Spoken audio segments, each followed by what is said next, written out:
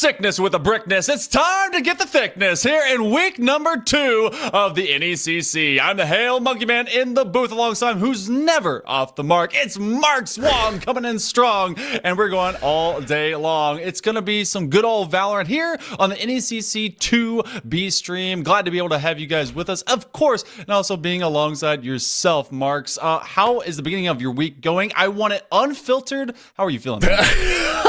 It's Monday. I mean, hey, we're starting things off. It's Valorant. You know that it's going to be a pretty darn good time. But yeah, it's just the work week. You know, this is a great way to just kind of end a Monday out because Monday is not necessarily the best. But here we are, getting into the swing of things. We're NECC. That's right, and I think we've got a pretty exciting Valorant game just in front of us, huh?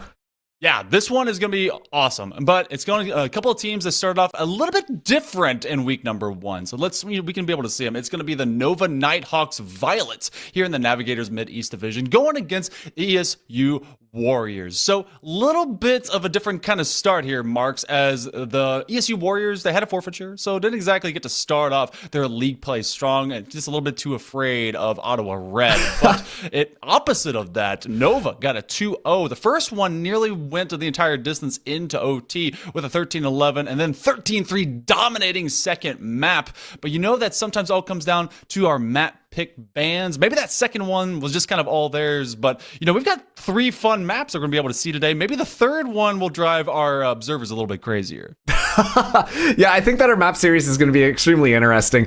Just to quickly comment on how the last couple of matches have gone. Of course, we're still very early on in the season. There's a chance that these players have played together, but also too, this is a good time to just kind of figure out what is your groove. You're trying to test things out, see that synergy kind of lock into place, and so it's still very early to kind of see how these teams are going to be playing through things. Today, we've got very interesting maps ahead of us. Like you kind of said, we were starting out on Pearl. Not a lot of teams like to pick Pearl. I'm glad to see that it's starting to get in rotation. Then tried, true, tested. It's going to be Ascent. And last but not least, if that third map is required, then we're going to be headed over to Fracture.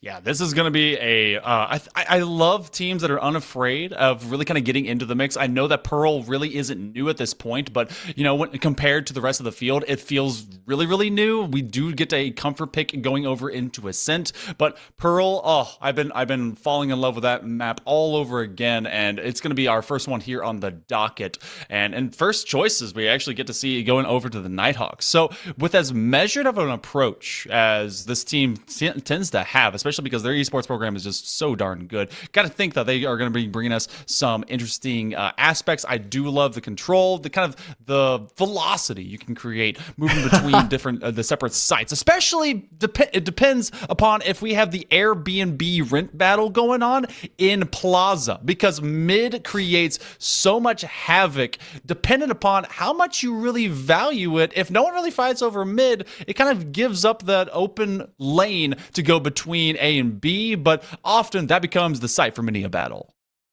Yeah, and on top of that too, because we are just talking about the Navigators region, I wonder how much of this open space, these different pathways that these teams can kind of take.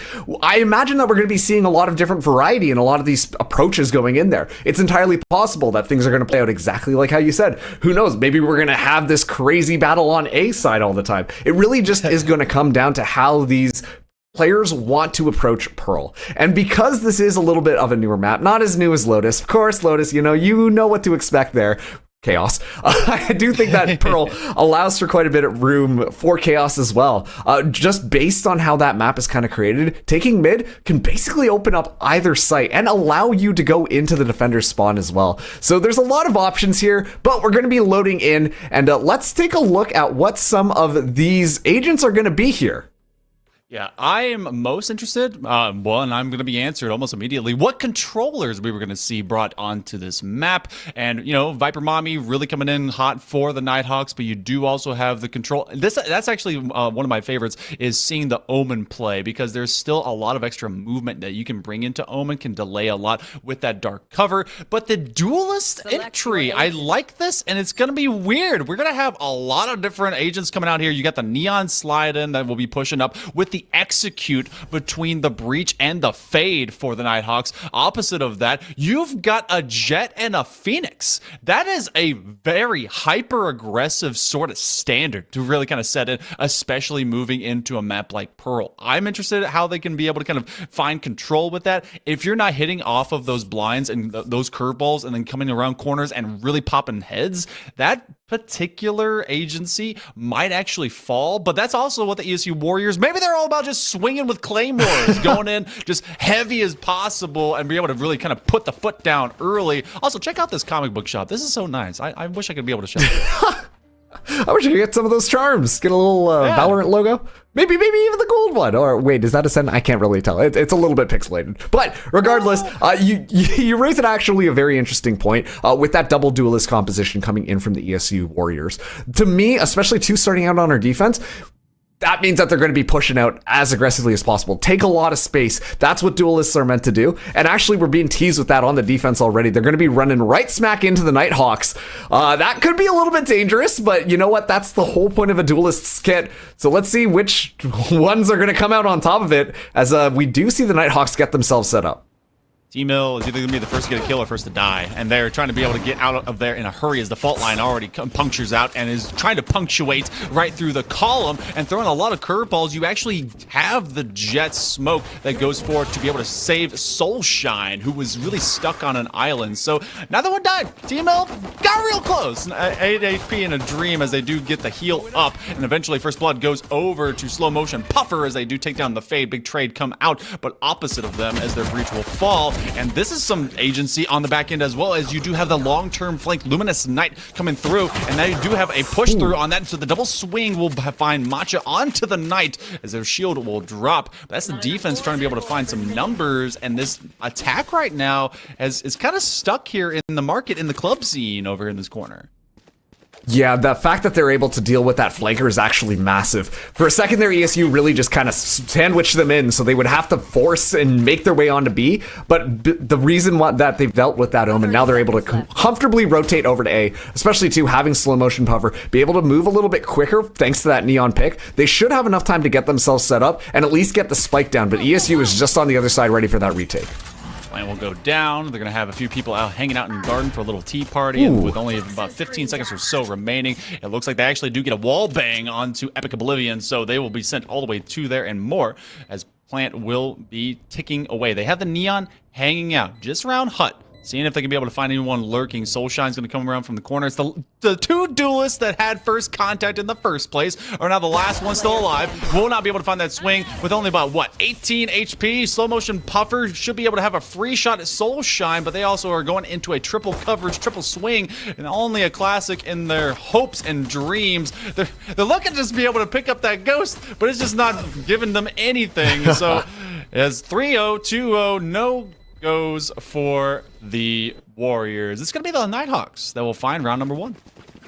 Yeah, a little bit of a chaotic pistol round. It was hey, let's go B. Oh, maybe not. Let's actually go A. But once again, Luminous Knight on that flank honestly really made the Warriors have a very solid chance at being able to seal that round. But it just completely flipped around as soon as that Omen fell. And on top of that too, once again, Nighthawks able to just run their way onto that A site nice and comfortably. And as a result, they take that pistol round. Now, we are going to be seeing them come in with SMG, Slow Motion Puffer. Oh, never mind. Just going to be sticking to that Spectre as well. But they're going to have to watch out for T-Mill. Has that Marshall watching down B long, and this is where the Nighthawks are starting to engage. Immediately, Slow Motion Puffer could be taking one of the bullets.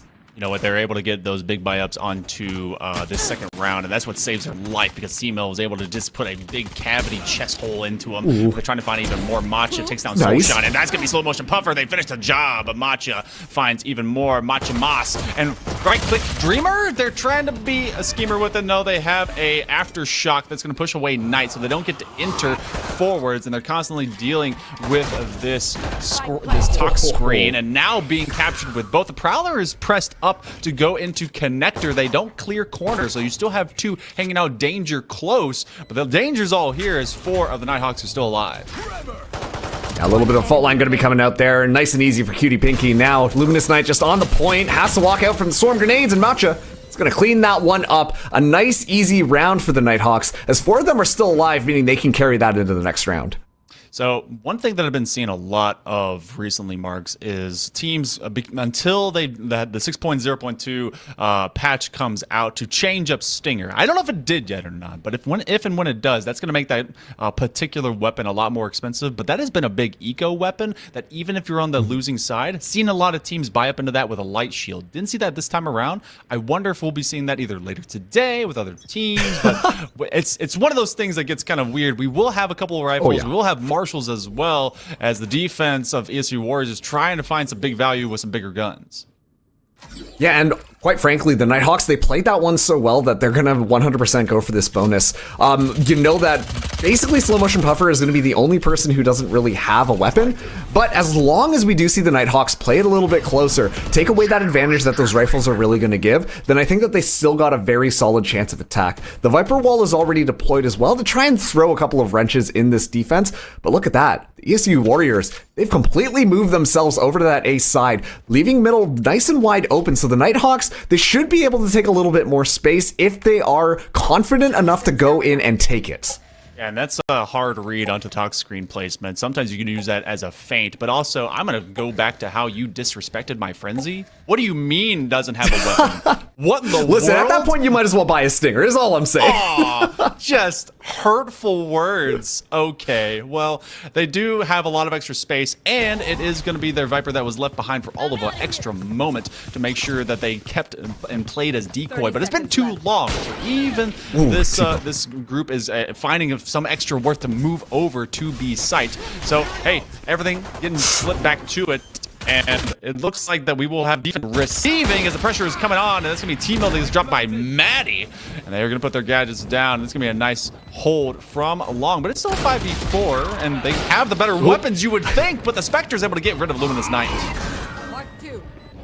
All right, that's a lot of information given. Pika going to go around the corner there, looking for a little bit, but can't quite find it. The curveball is going to be going out, but Met immediately with the fault line. Can't hear anything, no problem at all. Just spray it down with the Spectre. Just up to Pika now. That Frenzy comes out, but it doesn't matter. The rest of the squad just behind him. And just like that, that's going to be 3 in a row now for the Nighthawks, as they're able to get quite a few rifles for their troubles.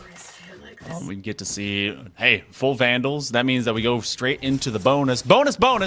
So it's just like going over the Price is Right, going as close as to it as without going over, and everyone's got a full bank. So, Marks, this is that recovery. You absolutely, like, you see the first couple of rounds. If you split those one apiece, it's a weird, broken, almost kind of our current in IRL type economy. This one is more of the 1%ers and 99s, and the 99s sit on the defensive side for the Warriors. Not feeling great. They're going to have to really kind of save up into this, which is allowing even more pressure to build up. T-Mill is going to use their quick draw to get out of there, but a great headshot puts Cutie Pinky to the grave. Epic Oblivion will do the same thing, and they're vying for sharing and caring for that Marshall. So all this extra pressure, using the fast lane, trying to be really isolate that would-be sniper lane, and that's giving them this corner to at least think about, but the spike is still up mid.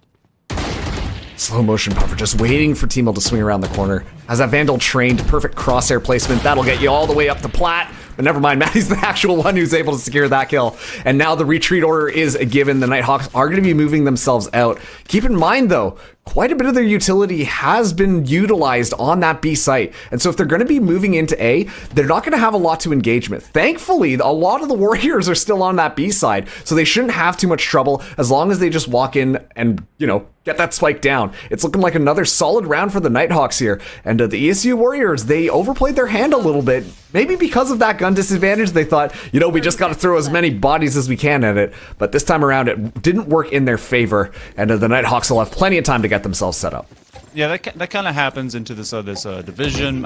You still have a lot of development that comes into this group. You have the navigators, everyone trying to kind of still find that development for how they want to execute coming onto sites. You actually have Art, where Matcha's hanging out from behind box, but they hear all of that extra steps. So they're coming in through connector from main mid, outside plaza. Now it's just 2 running forward. Now, if you're able to clutch this up, well, you'd be a hero. You'd honestly be a legend to me, because right now the gun diff is so stark mark so the end is nigh that it would be just otherworldly for them to be able to go and get this. But simply by virtue of existence, they're trying to get there as best they can. K is able to get rid of Knight, and that was just a great haunt. Looking to get the swing onto this Marshall, but it's going to be a tight swing off of this corner. You never saw him coming because you're always scoped in. Matcha erasing Soulshine, but that means that the next round, as we go into the cyclical nature of the economy, will be a buy-up. What do you think of... Well, okay, that Soulshine keeps floating on that op. Stop teasing me. What are you doing, Soulshine? Are you going or not? It's coming through. It's coming through. But I need to really commend the Nighthawks here. It seems like they took a page out of Bear Grylls' book, and they're adapting, they're overcoming, and I can't remember what the third word was. But the fact of the matter is that they are keeping themselves nice and adaptable, reading what the situation is going to be, and then making sure that strategy is going to reflect it. They're not just trying to beat their head against the wall, try to make one of these things work. They're willing to stop in the moment, assess whether or not this is the best option, and then decide to back out if necessary. And oh man, already Luminous Knight is going to be going down. The Barrier Orb has to get expended here as well. Doesn't matter. Mach is not going to let Epic Oblivion walk away for nothing. And just like that, the Nighthawks storm in onto the site. That's going to be a very quick, easy plant on the rifle round of the ESU Warriors. You know, the third word you were looking for is the thing that us casters are supposed to be at least semi-good at, and that's improv. Improvise. Oh, right. Yes. There we go. Yeah, I'm often quite terrible at that. That's why I had to Google it. So don't believe for a second that I was the one that actually knew. Losing that duel, Mach is able to get a 3K into this round, and they have been an absolute beast. They have finally taken care of... No, that's Pika chose you. Oh, I wish they would choose me. Hey, we got Valentine's Day coming up, but it's Maddie that's taking care of business. It's 4v1. Soulshine, yes, gotta expect this move. If you invest that high into a weapon as costly as that op, you basically have to protect it, which is going to create this situation where Soulshine is going to be coveting that weapon for rounds to come, because the next one is probably going to be another save round for the Warriors. Can they swing on it? No, they're just trying to run away with their life in a tower. Okay, and right now that steamroll is just kind of moving itself forwards. 5 rounds in a row now for the Nighthawks. They look ever so confident. They're going to have 3 ultimates online for this next round as well. They're going to be seeing the ESU Warriors. They're going to be trying to buy up here and force it as much as they can. But this kind of worries me. The only ultimate they can really play around is T-Mill's Bladestorm. And given the fact, you know, the Bucky, maybe not the best weapon to bring into the fray, I imagine the Bladestorm is going to come out in order to compensate for that one. But they need to be able to pick up a couple of these ultimate orbs. I think that would help them get a bit more of an advantage and make sure that their economy doesn't completely fall apart. But right now, it's just the ball's in the Nighthawks' court. They've been doing an excellent job of parrying and just keeping that thing away. And right now, we're about to see if that Bucky's going to work. Oh, there was a very telegraphed play, putting smokes down. They know that you're trying to be able to create some space. And ultimately, blind, triple swung like a totem pole of pain. And they were able to make it rain heavily with bullets onto him. Soulshine is being pushed off mark as well because they couldn't get through on the fault line. But the dark cover does come down, and they recognize that someone did push through. They actually use the run it back to safely say, all right, I'm going to peek off this. Let me at least look down lane and see what's there. You have had a couple of come out again from the Warriors. This 5-0 has been a march, a death one for the Warriors, but for the Nighthawks, they've been flying so well. Maddie's already posted up into Art, and she's ready for a fight over in Plaza. It looks like one's going to be coming right around the Mohawk. Maddie with the turn, but they are able to get some easy intel because Luminous Light set off the sentry. Can they be able to get the swing? They do! It's just so easy. Yeah, it's just simply too easy, and now it's a 2v4 situation once again. Fortunately, because the ESU Warriors did force up into this one, they have to try and make this one work. Saving here is not going to really be an option because their economy is going to be reset yet again. Soulshine hasn't gotten too much with this operator either, and unfortunately, it's not been the best investment here as we get to see Pika go down here. There's a moment where Soulshine looked around the corner, but it didn't matter. The neon zip, zap, boom, just around the corner, and you're dead. 6 rounds now in a row for the Nighthawks, and quite frankly, they're making this one look easy.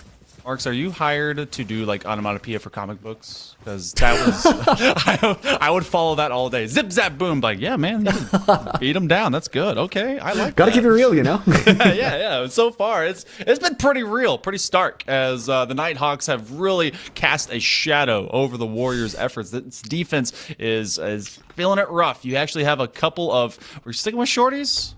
We're sticking with shorties. Okay, cool. So we got some shorties, and we do have a Spectre, and they're just going to see if they can kind of make that one work with them. But this attack otherwise has been clinical, and they continue to have that frenzy of the hands of the Neon. See, they're trying to prove you wrong right now, and I appreciate those efforts.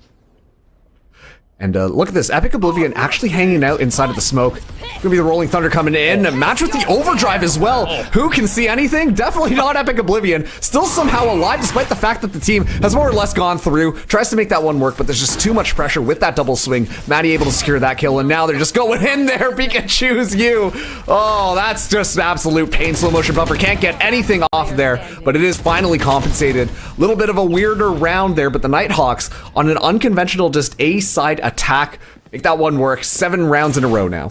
Yeah, so far so good. Nighthawks are just able to kind of continue the rich being richer. They're going to have Vandals every time. They are basically using their ultimates at will at this point. Again, these are their opening weeks. You're going to be running through your entire division. This program is really well measured about how they do a lot of prep work for all of their squads, and they've done very well in a lot of different esports. And you know, T-Mill, when you run the dual comp or the duelist comp going into these kinds of matches, you have to be able to find that execution. They are the top 2 right now of the squad for the Warriors that are able to find those kills, but you know, it's far and away what has been kind of found by the Nighthawks. Pressing in, slow motion puffer, you know they want to start just running through. They're going to clear some space. Look at that corner. You already see at least one down from Soulshine. Soulshine's going to run away, and now there's 2 trapped on that backside corridor, so they basically know where they are until this dark cover keeps them at least second guessing everyone up on B for ESU. But East Strasbourg, can they be able to at least find one? Looking for a mark. It's so hard to realize that someone's up on top of box, and then they get swung down. And look at this, actually. ESU Warriors, they put all their eggs in this B basket. And I think at this point, the Nighthawks are aware we're going to be seeing the play come through yet again. It's going to be a very slow rotation out of here. Let's see if the ESU Warriors are aware of it this time. They might be a little bit faster to get over there and potentially catch a couple of agents off guard. But thankfully, this time around, we are going to be seeing the Nighthawks leave a couple more bullets over there. And look at that. They even force out a dark cover on their exit. So once again, it's going to be a nice, easy plant for the Nighthawks. We're seeing the exact same setups come through here. And this is going to be a 4v5 situation. However, the Nightfall is on line for the Warriors. If they do decide to re-engage this and try to push through, it could work out for them, but it gets a lot harder without T-Mill. I do feel for T-Mill, and especially because the Viper's Pit is in fact going down. That's one of those times that maybe a Bucky is even the most high value type weapon creeping in or defending therefrom, but they're not going to get a chance. They're going to have to watch from the sideline. Epic Oblivion with a Ghost and a Dream can creep in, and they could be able to get a revive, but that's not going to happen for too many players are going down, and they're just trying to spam as many shots as they can. 1v5. All right, Luminous Knight, you and a Ghost, maybe even a Marshall. They're going to ping it, and they actually do have that that swarm grenade, and so many pieces of util just fly at them. Look, we talked a little in the green room before this about like chaos of like Overwatch type stuff. I swear, one person v5 gets to have the Overwatch experience in attack. Oh, absolutely. I mean, seems overrated anyways. Here's a fun fact about the, what do you call it, the Aftershock there. Can also be used basically as a smoke if you really want it to. Same with the Orbital Strike if you think about it. It does obstruct vision, but also too, dumping that Viper Spin in more or less solidifies that round. I do have to wonder though, the Nighthawks, especially seeing the ESU Warriors being able to buy up into this one, they might have actually wanted to keep that Viper's Pit available for this round, especially too with the operators that we know are going to be coming in from the Warriors. That does a really good job at just completely shutting down the sites. A very early paranoia coming out from that A site, but no follow-up on it actually. So unfortunately, that piece of utility just gets expended and nothing really gained besides slowing the Nighthawks down just a little bit. Bold of you to assume they won't get that Viper's Pit back in 2 rounds. I highly There's still 4 rounds, you're right. That's true. There's a little bit of time. And there's also 3 operators on the field because why not? Soulshine is looking for bodies to blow up, but they're going to have theirs blown up to smithereens instead as Matcha finds them hanging out just outside of Secret. So the 3v5 with a lockdown employed to be able to create that space. And that is what they're trading out. They're able to use that massive kind of takeaway line of sight, major just direct control ultimate with the Viper's Pit and using it instead for one big AoE. T-Mill does get rid of Cutie Pinky, and they're about the same. Hey, that's when the operators really do play, and they're able to put some people down. Pikachu's you will drop down, and T-Mill This is a couple ops. This is doable, but time is ticking away. See, this is what I mean. It would have been a lot nicer that Viper Spit was available, because it's almost impossible to get a kill with an operator through that one. And you can just see the ESU Warriors, their aim is looking sharp. They're able to get quite a few kills with those operators, but unfortunately, it's just a little bit too late. Smartly so, they put the operators onto that B side because there are a lot longer sight lines. But imagine if one of those operators was doing the exact same thing on that A site. You have to be careful though, especially with the Neon. Just kind of sliding around. Very hard target to hit. You don't want to prioritize Neon as your target when you're using an operator, because as crazy as your flicks may be, that one is just a little bit too difficult, even for some of the pros. But actually, no, the pros always hit. What am I talking about? So yeah, unfortunately, the operator's not getting as much value. Yeah, and a Neon as well. The fact that she can slide while sprinting in, that, I mean, you better be hitting your shots. It better be Halo 2. You have super fast just movement, able to just put 4 bullets down range. It's Only just bumper not jumpers.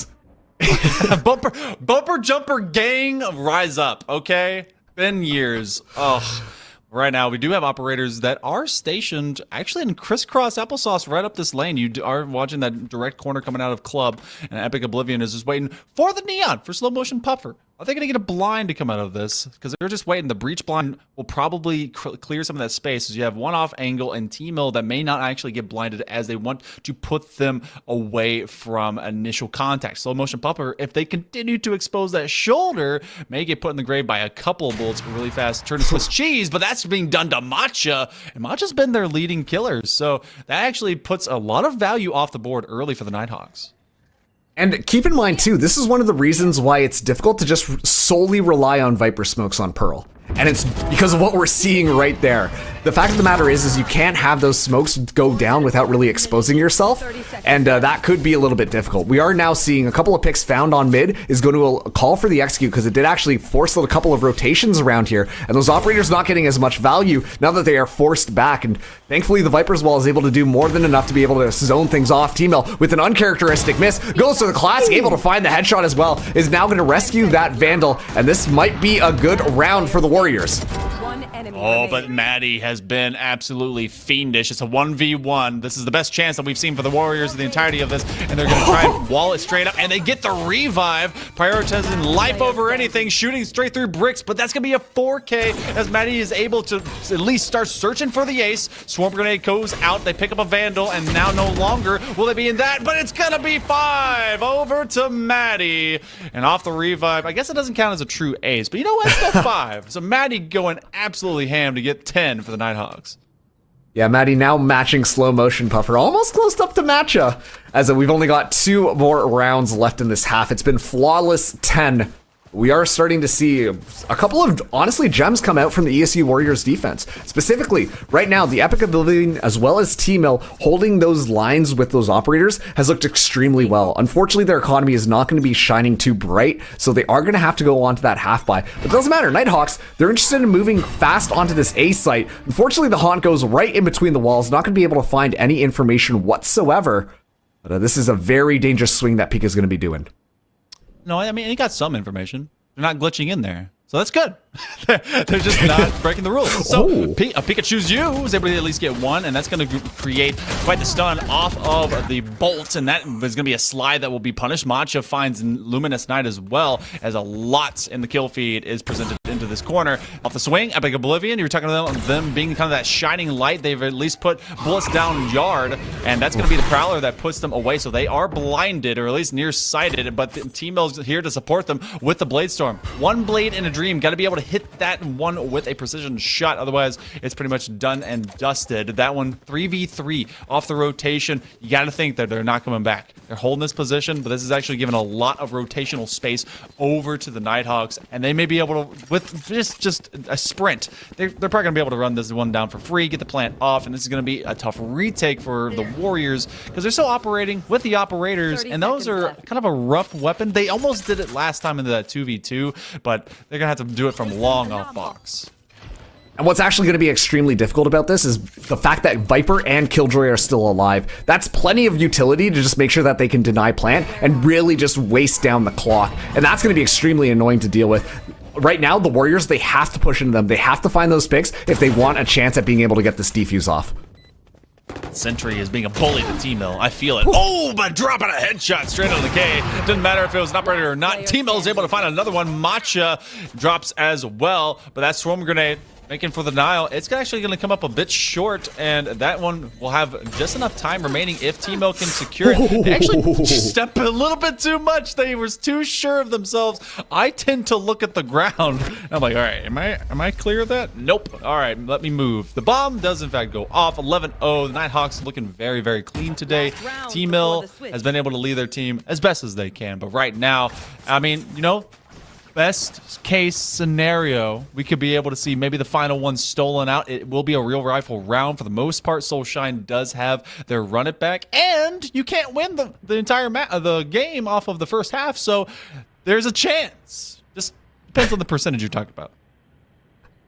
Yeah, I mean, that percentage, it's a little bit tough there, because that's going to be asking for a lot. You know, you got to be able to, assuming that this is an ESU Warriors round, there's still 10 rounds in a row that you have to win, especially too with the sides being swapped. Pika once again getting a little bit cheeky with it, actually able to find one. Trades going back and forth. It's almost like a flashback to last round, except this time with rifles in hands. Keep in mind, though, a Nightfall still available for the Nighthawks. And given how ESU Warriors like to play, I imagine that they're going to be going for a little bit further back, long sight angles on this A site, but that is going to favor the Nighthawks in this situation, as they should be able to get the spike down.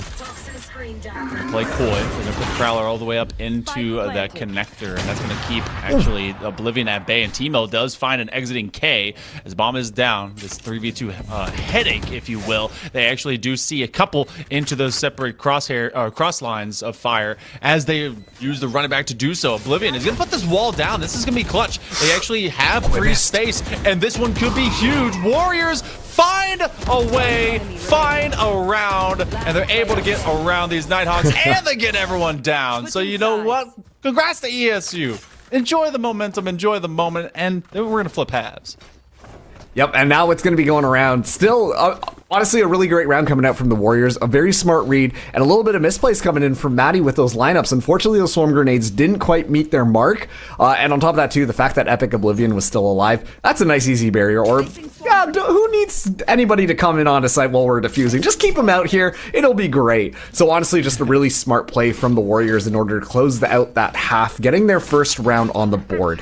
This is still a tall order, to say the least. They need to be able to get 10 to tie up the Nighthawks. And, well, as you can imagine, the Nighthawks did win the last pistol round. They are on the defense this time, but I do like the fact that they have a Killjoy, because that allows for a little bit more body pressure on one of the sites, and really just allowing Killjoy to play off of that utility and slow things down, allowing for rotations to happen. There's going to be a lot of gadgets that will be set off because of that right here. But you know what? I've seen 10-2s become 12-12s. I have seen that occur. Thus, I always believe. I believe. But can the Warriors do just the same thing off of their attack? They're able to at least get one down, but it's a couple trees they can't afford, and that's going to be 3 for Maddie.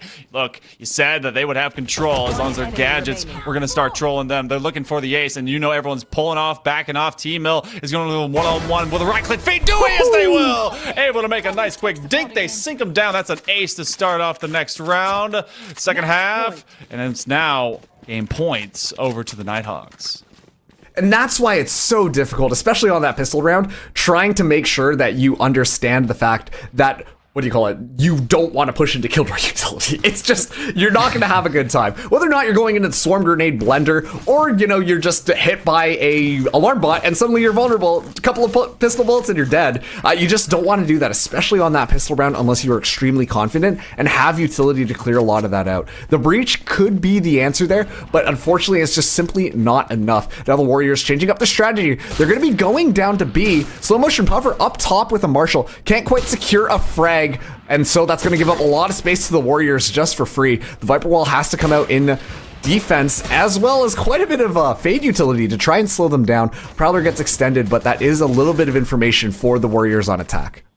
That is a salvo of martial weaponry from down yard. I was talking about the comparison of that over into Halo 2 guns, but a slow motion puffer that's able to make Pika lose their skull, maybe losing their mind here soon, as the dark cover barely extends out enough to be able to cover their butts. Matcha holding down corner. Haunt will be destroyed. destroyed. And that's Soulshine that's able to delete Puffer from the equation. So this becomes a 4-on-4. It's about how do you check your angles? Do you commit into it? No, the rotation is happening, but this could be a duel as they're trying to run it down. There's a lot of damage. Cutie Pinky makes sure to not stick around for too long for the relapse, as you will have an entire triple swing coming out. And Luminous Knight just trying to stay alive. ESU Warriors on the faint swing. Looks like they're going to be really hitting over into B. Looks like the ESU Warriors, they were like, listen, we know the Nighthawks playbook. They like to just hit B, then immediately run over to A, and just do that. What if we made them think that we were doing the same thing, but we actually re-hit B? And that's exactly what's going on. Now they've only left K alone. Does have a couple of snake bites in order to try and stall things out, but Teemo's going to be getting so much space, and now that spike should be able to go down. Not even scouted out at all, so they have no idea. Never mind, finally finds it. The Spectre Spray is going to be good. Teemo goes down. It's going to be 4v3 on this retake. You have at least 3 from down distance, and that's in the best position possible, but you do have your Viper still up. The Tox screen, they're going to have to pre-aim a lot of that. That Tox screen will give them at least a little bit of cover if they choose to employ it. They're actually just going to go straight into this duel, and now they have to just throw bullets. See what you can do. The defuse is coming through. They are body blocking. Breach, you gave your life, and this is going to be the Nighthawks that take it 13-1. You know what? What else is the big Swede going to do except putting their chest in the way? That's going to be Nighthawks. They dominate here on their first map.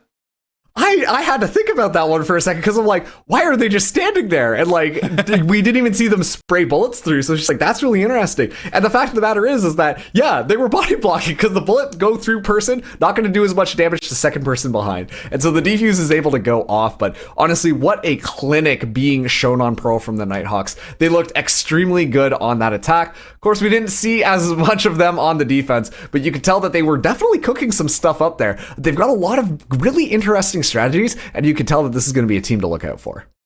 Yeah, and again, when we talk about kind of the clinic that's been ran, there's not a lot of teams that have put Pearl into their main like back pocket type map set. Usually that's something that, okay, maybe we'll kind of go into it, whatever. Maybe that was the discomfort that ESU had to really kind of deal with, because this is a practice map, but not as often as the next map that we're going to be seeing on Ascent. So you can always just bring this to your opponent, make him go crazy, and hey, they were able to do that going into this first of the matchup. But the next one is coming up. We're going to be taking a short break. ESU Warriors, can they be the comeback kids, or will the Nighthawks continue to fly in formation? We'll find out right after this.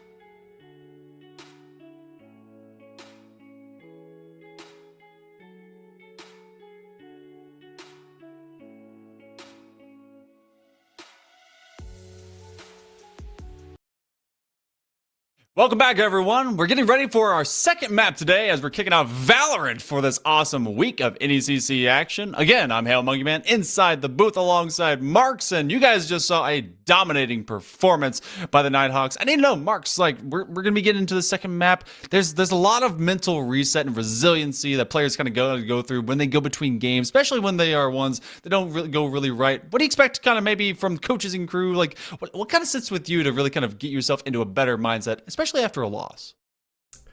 The biggest, obviously, I smashed my keyboard. No, that's toxic. Don't do that. That is a bad idea. Pretend I didn't say that. But the biggest thing that you want to do is just really, let go of the last map. Sure, Pearl didn't work out. Pearl's a weird map anyways. Why are you thinking about Pearl again? We're moving on to a map that everybody knows. Everyone's practiced. You know that it's going to be Ascent. And on top of that, too, with just how many teams have played Ascent, you can feel a little bit more comfortable in it. Maybe Pearl was just a little bit out there. You didn't really know what you were practicing. That's okay. Now's your time to clap back. Now's your time to show everybody what you're made of. And what better map to do that on than Ascent? The quintessential Valorant map, the one that's the most practiced. This is the one that the Warriors can be able to really kind of strike hard, strike fast, and strike true against these Nighthawks that have been flocking all over them. And of course, I'm going to be interested in how they're going to really kind of go forward into maybe taking over mid. What pathways do they want to run? I've seen a lot of fun at Killjoy play, Astra play. Kind of really depends on how you want to gain intel around here. Definitely Initiator is going to be key. Something even more key is something really cool that NECC has been able to do, and that's a big new partnership with College Esports X, CEX, and they're excited to announce that upcoming in March 22nd, my birthday, they're going to be going to an event in Boston. It's a joint initiative designed to help foster growth and sustainability of the college esports ecosystem, and they're calling it Esports Innovation. It's a program designed to address collegiate esports industry challenges related to economic downturn, job market instability, and the need for more infrastructure. The innovation initiatives encompass programs related to experiential learning, workforce training, curriculum development, collegiate program support, esports startup incubation, and competitive innovation. It's also a lot of words that sometimes are very hard to say very quickly, but I did it right. And of course, you can do it right too. Make sure that you hang out with NECC all the time. A lot of these partnerships be able to help out all of esports. It's really cool, Marks, to be able to see that kind of growth both within individual programs and across the board for conferences like this.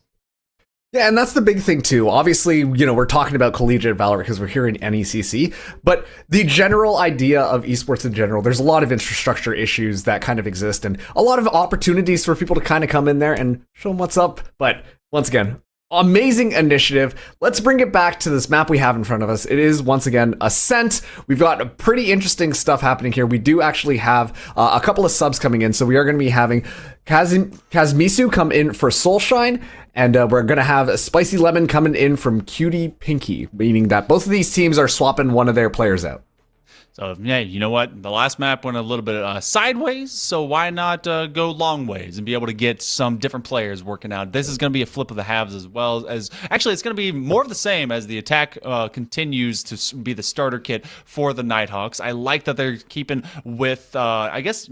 actually, maybe that's flipped around too. But you have the change up with the Nighthawks bringing in the Killjoy. I've seen a lot of that play. This is very initiator-based. I think we're going to be seeing a lot when it comes to the Fade as well as the Sky, and that Execute is going to be bringing wonders. Whenever Sky came into the meta and really started being the change up, it was something to get used to, being a big flying bird coming at you and realizing, oh no, I am seen, and oh gosh, I am blind. So that's going to be happening probably a lot, especially because you're going to have to deal with birds and prowlers, the good cabbages, the bad cabbages screaming at them. So the Nighthawks looking to repel the Warriors this time around.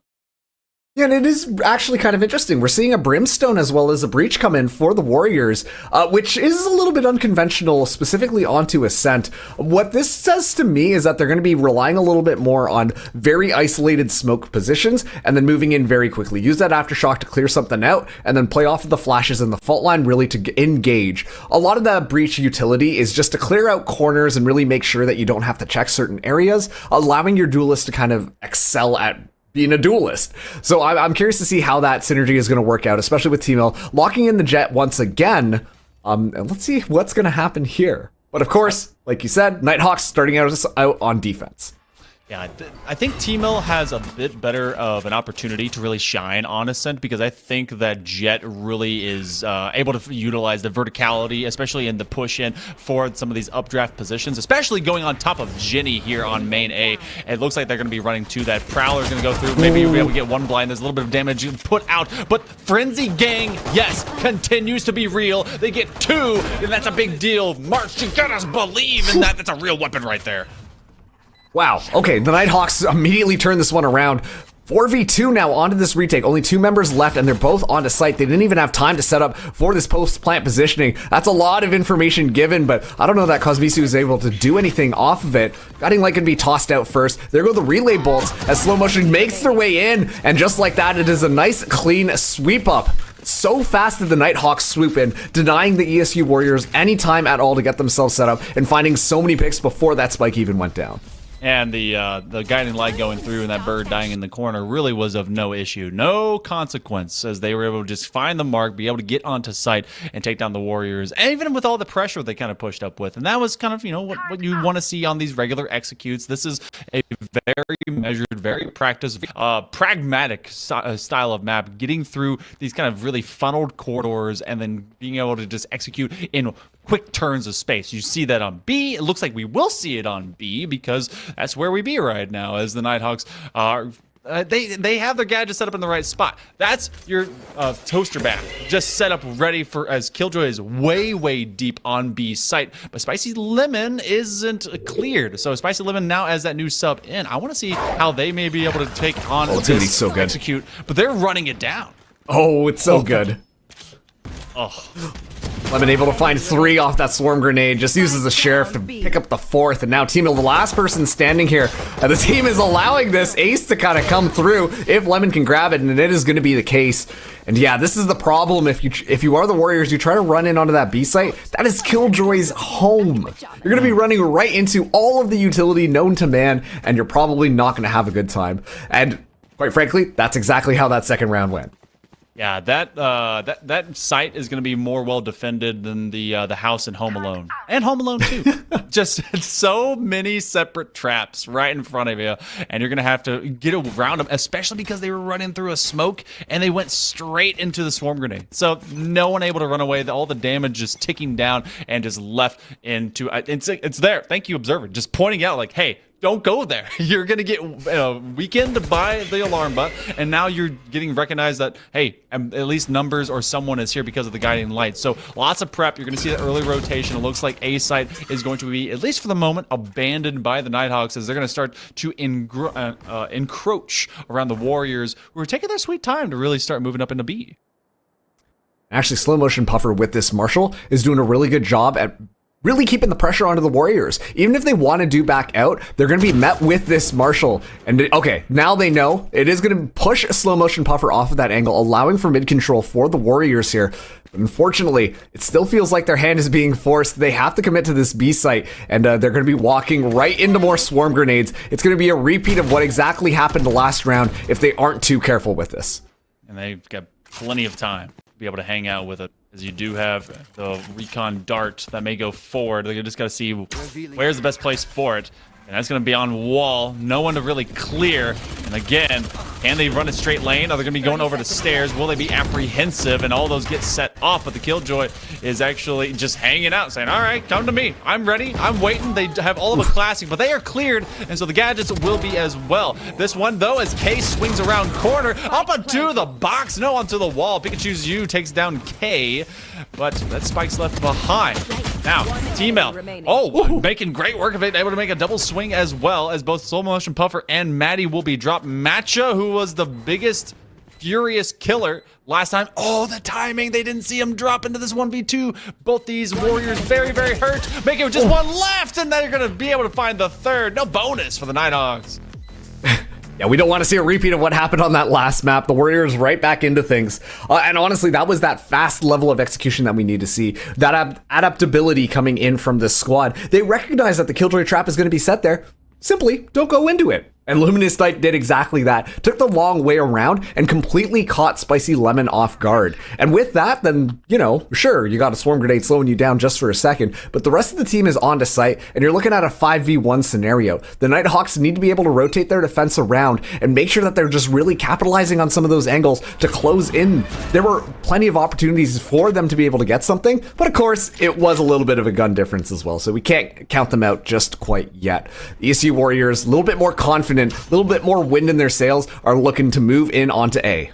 It also feel, you know, even when they lose, they win, because if you get rid of the buy-up round for the Warriors, then you've pretty much been able to kind of level the playing field even when you're at a gun deficit. So that one feels even worse, because now you have to be able to go to Spectres, only a couple Vandals to their name, but the Warriors at least got a round to them much earlier than they did in the previous game. T-Mill and the gang, they're going to be rustling in, trying to be able to get that fight against them, but K from distance is able to find two. We'll get the repeat, but they will be dropped on the double peak as well. Maddie gets away from the fault line. They know that one's in hell. They are going to get double swung, and Pikachu's U just had a little bit better of a viewpoint. Matcha has a Guardian. Will they be able to find that pinpoint strike? They're at least looking at him, but it's going to be even better. 3K right now for Pikachu's U, and they're doing fairly well, as they're going to just swing all the way out into tree, maybe? No, they're going to play it safe. Yeah, they're actually deciding to back out of here, and I'm wondering whether or not the Nighthawks are aware of this. Looks like that is going to be the case. Looking around, actually gets one detained.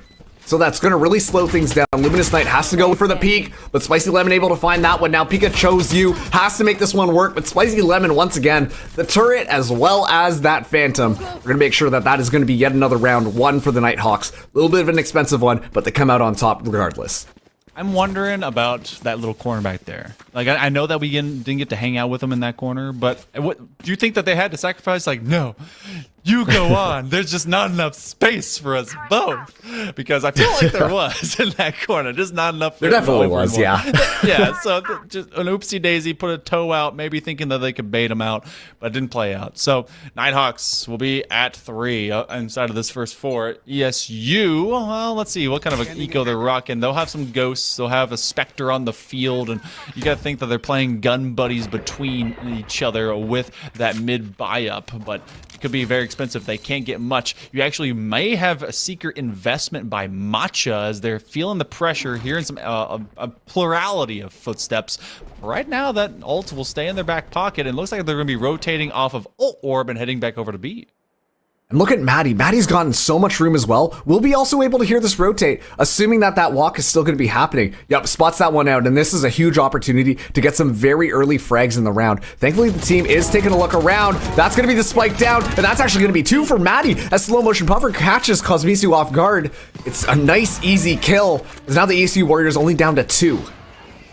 Now, all the gadgets right in front of them. They know the Death March that will be available, and they don't want to have to deal with it. Dark cover, so rough to deal with. The spike does fall. Slow Motion Puffer and the gang are just coming in to take down Pikachu's U. It's not yellow version Pokemon. This one is Valorant. Make sure you choose the right one if you're going to enter with that.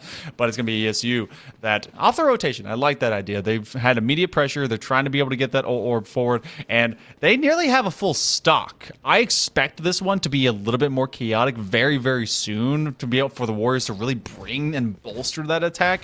You got to revive to be able to keep the numbers. The orb strike, I don't know how much they're putting that for later in reserve for maybe a post plant hold, but I want to see them really open up some space, maybe even off of the Rolling Thunder.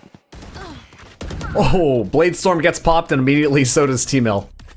Fortunately, that's going to be the ultimate just completely shut down. So one ultimate expended. Once again, still got 3 left in their pocket. Look at that. Speaking of getting domed, Misu finds K.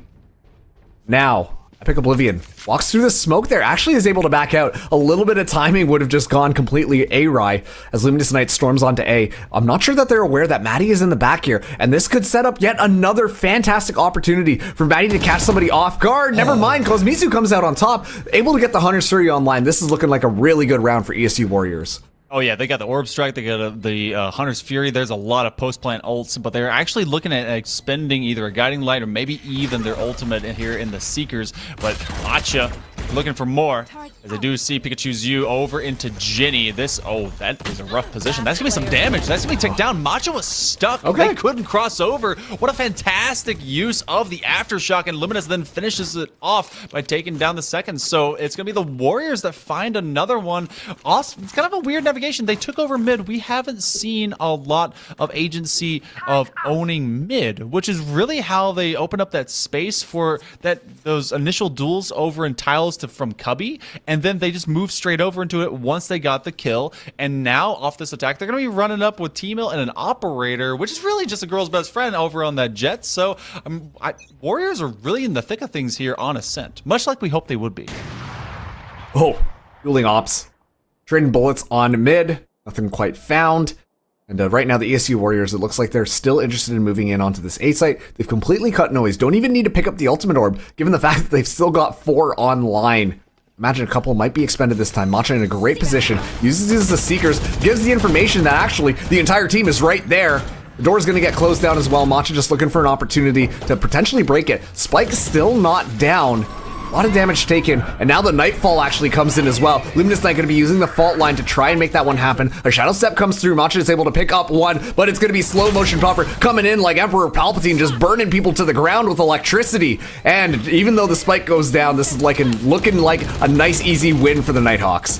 Unlimited power in this fully operational Death Star. They're gonna try and have this save at least from back corners, as they know that there's 2 on the outside of it, but they're simply outside looking in. The spike did get planted. The defuse comes through, and that's a bit of expense. There was a lot of ultimates put through, but same to be said, there's a lot that have been built up. Warriors could still execute behind them. They've used all of a Blade Storm. They still have that Orbital Strike. And I gotta wonder how off or kind of push opening they're gonna use or the Orb Strike, either that or the Hunter's Fury, not just post plant hold, also that the cat stamps, they're just so good. The cat tags, the cat everything.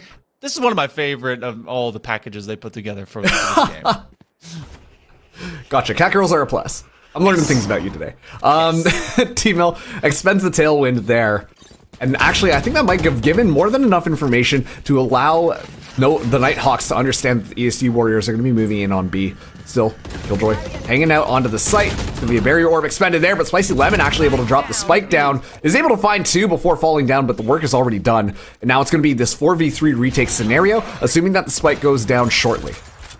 They're going to defend it straight up from out of Boathouse, and they didn't want to get stunned from the Pathfinder, but this corner held by Pikachu is just unable to get multiples. They do get at least one and a little bit of extra damage onto K. Kazmisu still hanging on to Spike, and maybe they're wondering, okay, this plant didn't go down. Where'd the Spike holder go? Maybe this is a 900 IQ play, and actually they didn't get it going at all, and they've recognized how distrapped they are. Maddie is not to be denied nor dismayed as to, all right, Sova has to be here. Where in the world? Okay, the Kazmisu, which, by the way, really good to be able to see players that can come in the midst of these kind of longer rosters and be impactful right off the go. Oh, absolutely. And on top of that, too, you know, playing off those recon bolts, it's just been fantastic thus far. One thing that could kind of happen, I think that could be a little bit more helpful, is using those shock bolts to deny a bit more of that Killjoy utility. Obviously, the shock bolts, it's great when you get a kill with them. You feel just so powerful and in control of the match. However, the fact of the matter is that it does a really good job at clearing a lot of utility that might be just kind of anchored in onto the site. The ESU Warriors, on a little bit of a half by this time, but still have all those ultimates to work with. I imagine this could be their round. Especially if they entrap slow motion puffer, but they have a shorty and they've got some sneakers that fly. They could be able to get out of in a hurry, and you got to think they're going to be working their way over into tree.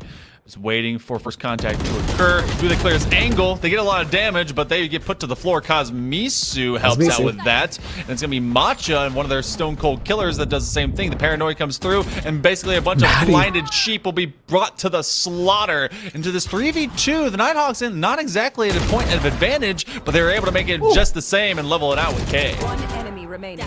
Maddie, just unbelievable stuff, just hanging out here, keeping their eye on a tree. Not allowing anybody to walk through there. basically just an iron wall of bullets flying through from that Vandal, able to find a nice 3K to completely shut that down. From the shadows is going to be expended, and look at this, Epic Oblivion has an idea on what is going down, but I'm a little bit worried. Nighthawks have split themselves up. Oh, Epic Oblivion doesn't quite see it first. K gets a couple of bullets in there. It's going to force out a little bit of a molly, but nothing really found. Maddie now running over here. Epic Oblivion goes in for the swing, but K just a little bit better with it. Just like that, the Nighthawks, they get 7-2 now. As let's see if they can, they finally break their pattern of only getting 2 rounds in a row as they find their 3rd in a row.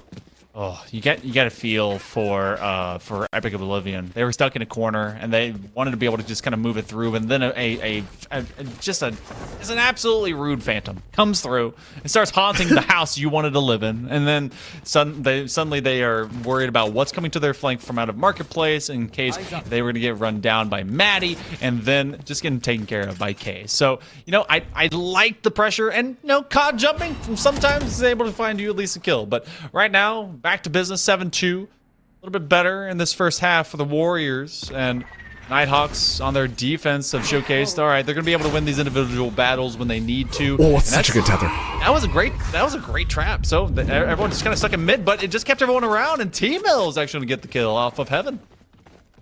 Yeah, it slowed things down just for a second there. A bit of a spray through. Actually gets a bullet into the Sage, but not enough to actually secure any kills. Shadow Step gonna happen. K repositioning there. The spike finally going down.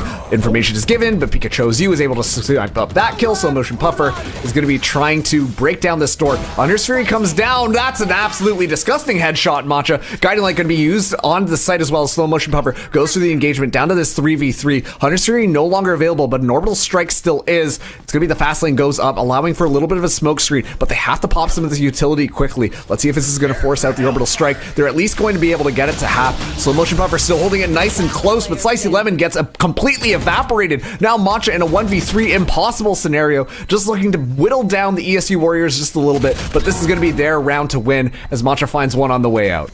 Matcha gonna try and move all the way into corner. They actually only have 2 bullets, and they won't even get away from the detonation. That's gonna be an upgrade in weaponry as Pikachu's picks it up. And you know what? Sometimes it's just about winning the individual fights. So going off of contact, it is finally post-plant hold with great execution by the Warriors. They were holding on to that Hunter's Fury to get rid of the lockdown that ruined them last time. And so they're like, you know what? Back of our minds, let's make sure.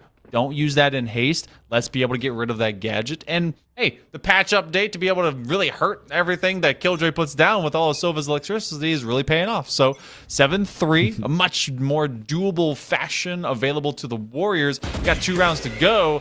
They've already started them out. One thing that we haven't seen for the Warriors, they love playing just in a largely executed kind of bundle of death. Haven't really seen them kind of go for a 4-1-3-2 split or maybe anything defaults, but it's because the Spicy Lemon getting first blood there showcases that they can get the shots first. And what that basically does is all that Killjoy utility is going to be taken down, but Slow Motion Buffer coming in on the back. Doesn't matter. Immediately gets taken down, but trades do come through. ESU Warriors only down to 2 members left. They're able to get it. The Prowler almost taking a bite out of Cosmisu, but they're able to escape out of this one. And like you said there, actually, it's this death ball style that the ESU Warriors are trying to go for. 5 men, just run it down, see what you can do with it. But unfortunately, they haven't been able to get it. I think that they need to get a little bit more control of the map, and some of these rounds can start to swing in their fashion. This half isn't over yet, and I think that this might be the way that they find forwards, but K in a great position to punish Cosmisu. Oh, especially because they know they're coming. You put the recon dart out. K is right around the corner, so they will not get sighted. So that is not clear. Cosmisu at full HP. They have the blind. Oh, the flash! They're able to make it work, and that's why you buddy up. That's why you have the buddy cop movie, and they're able to just work all around each other. But they're in the crossfire, and that's going to be dropping down. Cosmisu, big sub, big dubs on the way, but they've got to be able to get the sub pushed all the way onto site. They're going to have plenty of time. They're going to rock this roll, and so we've got Maddie remaining into a 1v2. Make sure you hit the 4 key. Okay, cool. I often accidentally pull off that key as well. So it's a 1v2 here, Marks, and this is anything but done, anything but given that the Warriors have pulled this off. Yeah, this is still a winnable scenario for the Nighthawks, but it's going to be an incredibly difficult one. You have the Haunt to engage with. However, I actually think that you use the Haunt to swing off of. Okay, we're going to be seeing it move backwards to try and clear out the back there, but unfortunately it doesn't get too much information. And now the information is going to be known where Maddie is going to be coming down from. Isolates the 1v1, but Luminous Knight is able to find the headshot there with a little bit of a crouch. And just like that, ESU Warriors, they get their 4th round in this half. This is going to be the last round. Let's see if the Warriors can take it to a 5-7 half, or if the Nighthawks want to make that 8-4.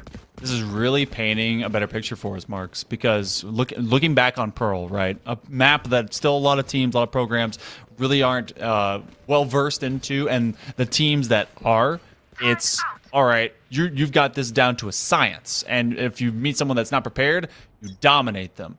We go to Ascent, which really is the great middleman of maps for everyone. That's when the fight really comes out, especially for subbing in. Cosmisu has been so impactful on the Sova for the Warriors, and it looks like they're going to be able to maybe even get this into an even better situation. 7-5 ain't bad, especially on attack when it's so rough to read the map, but they're pushing in, they get the wall down, and now they basically got free sight, especially with some of this, but they actually will take care of business and putting all covers on every single connector angle. The Haunt doesn't identify anything except they're there. Guess what? It's a 5v5 retake. And the Warriors have looked stellar on this A-site defense. Makes sense that they'd go for this site. Cosmisu immediately down. Top fragger taken out of the equation. Nightfall going to be used as well. Gives a lot of information here. Doesn't matter if they can't hear. Frags are still going to be coming in from both sides. They swing down into hell. There's still one more there. It is all cleared out down to a 1v1. The Seeker gives that information as to where this person is. Fault line gets dumped, and now Matcha going to be at least getting it to half. The dark cover doing a really good job, but look at that. Luminous Knight immediately kind of gets hit up, unleashes the Rolling Thunder. A perfect play. There's simply just not enough time for Matcha to be able to get this defuse. It's going to be down to the wire, and it actually gets off there. It is going to be an 8-4 half as the Nighthawks barely squeak by. Oh, Luminous Knights. It was, if you hit the Rolling Thunder, be thunderous. Be a roar of thunder and go in and get the kill. Like, they got stunned. They're going to be shooting one bullet every hour for like at least a little bit. Go forward and get your kill, especially if you use an ult on one person. That one should have been done a few seconds earlier, but with a win by the Warriors, that one's going to hurt a little bit more. They're going to be thinking about what to do in later steps post that. And look at this nice little dinner. This is what everyone's maybe going to be doing here on Valentine's Day. Not quite sure. Is that ham? What is that? Bread? I don't know what that is. Maybe a turkey leg? Just, maybe, bisected? I don't know. That one's a little bit of a tough one, but so is that dart. It takes a couple of bounces there, gives plenty of time, but actually look at this. A very smart Molly just actually kind of coming out there, zoning out the crew completely. The Nighthawks, they've been undeterred on these pistol rounds. Let's see if they can make it happen again. Immediately shutting down that Sage is a great way to start things out. Deterred by consequence, but they're still going to go and be rapscallions and seek out some of this conflict. You do have the fault line at least looking to take away those tight angles. T-Mill doesn't want to die too early before they can have a few extra shots against Maddie. Oh, but Maddie actually is maddening here outside of heaven. And having Oblivion looking to take a duel straight to him. Reload as they look at you. You have the shock dart or bolt coming through, and now you're stunned all the way back in corner and tree. But slow motion puffer put to the floor. And the defense for the Warriors really shown up. A lot of information given here. Two coming in from heaven, looking around for the kills. Maddie's able to get yet another couple of them. It's going to be 3K4. Maddie looking for that fourth and will make it happen. Maddie, the consistent fragger for the Nighthawks. Shining once again. Now top of the leaderboard with 14 kills. As once again, we're seeing the Nighthawks take that pistol round. Spicy Lemon on that Killjoy right behind him again is the other sub that came in for the Nighthawks after their Pearl round. And this team has still been fairly in control, been able to keep all of the Warriors at more double arms length. It's it's basically social distancing. Shout out 2020, way over there, I over here, but just keeping the Warriors. It's still just hoping, fiending to be able to get back into it, and they have the double digits right in front of them, which becomes that moment of resiliency. For some reason, as soon as you hit 10, everyone starts hitting forfeit in my ranked games. I don't know. Stop doing it, people. Guiding Light. They're gonna have so much shock. They know they're in the corner, and that is Luminous Knight down. Yeah, and look at that. It's slow motion buffer just gets the space. Sure, they die in the middle of that chaos, but it doesn't matter. It's more than enough room for the Nighthawks to work off of. They're going to be able to close door. Plenty of time to set up. And look at that Killjoy lurking up in heaven. Spicy Lemon able to get 2 kills. You could tell that the Warriors just weren't expecting it all. And suddenly it's T-Mill up against the world. 1v4, only a classic in hand. Spicy Lemon going to have first contact on this one. And this one's looking nigh impossible. T-Mill re-peeking into a sentry and the Killjoy just teeing right behind it. They're gonna have to go stab the door. They're seen, they're haunted, it's a rough time. Oh my goodness, they're trying to stab them, but no, they're actually looking for the right click, and that's gonna be Maja that does finally finish it off. They were giving Spicy Lemon the chance to maybe go get a 3K, but you just see the aggression, you see the confidence, you see the Nighthawks saying, all right, Warriors, okay, we've got you all pinned down. But this one's gonna be interesting. You do have a few rifles being bought in. Warriors are going to have a lot. It looks like Luminous Knight maybe one of the few short. He's going to have full util at minimum. But the Nighthawks, I mean, this is kind of that mid-buy. This is that moment where if Warriors don't get this round, especially off of kind of bonuses, they're hard buying into it and getting those Vandals. This could be momentum that they can carry to the very end of the match. And momentum is going to be the name of the game. If you're the ESU Warriors, you're not feeling too good about how these last couple of rounds went. The molly is going to be expended here, and already the team is just flying through the relay bolts, hitting their target. Do see a little bit of a slow, but who else but Spicy Lemon coming in from behind, able to take one down, looking for that second, able to secure that kill as well. Slow motion buffer does get gunned down. Cosmisu able to take Spicy Lemon down. The spike is going to be going down. It's going to be 3v3 on this retake. The Nighthawks not given a total chance to get themselves set up on this post plant. One of my favorite little phantoms right there. Love the champion sim that's on it. Trying to be able to find them from a distance, but they're going to back away. They even get scanned by the recon dart. To this 3v3, everyone's kind of hurt on the side of the Nighthawks, and the ESU Warriors going to try and take advantage of that. Cosmisu, and he's going to be able to get one. Pika does the other with Matcha, so it's a 3v1. Maddie is going to have to sway and dismay this retake. The recon dart will be able to give them at least some value as T-Mill takes care of the rest, and that will be another round that goes over to the Warriors. 10-5. You know what? They don't get that big bonus, but they're still alive, and it's going to be they're within shooting distance. I say that because it's an FPS, but also because this one much more winnable, as the kids often say. But they gotta be able to get some consistency. It's been hither, thither, and yon of where they've been able to really find these round wins, and it's all of making sure they play a little bit more for life, keep the team up and alive for the later portion of the round.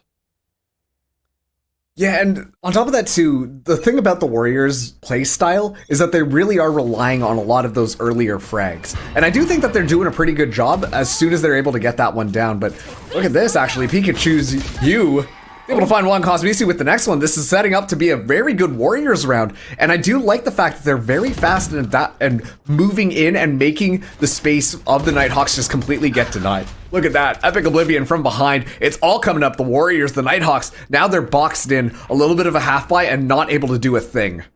All right, Warriors. And of course, Epic Oblivion, a Brim and their Sky Smoke. Name me a better duo. That's going to be a push that will not be figured out by Maddie as they come out of logs, but Kay at least is able to get rid of Epic Oblivion, not falling for the trick. They actually do have Spike. Are they going to use her from the shadows? Gotta wonder. They're in a bit of a pinch, a pickle, and otherwise, and it looks like, yes, they will. Now, here's the play. Okay, they do go A.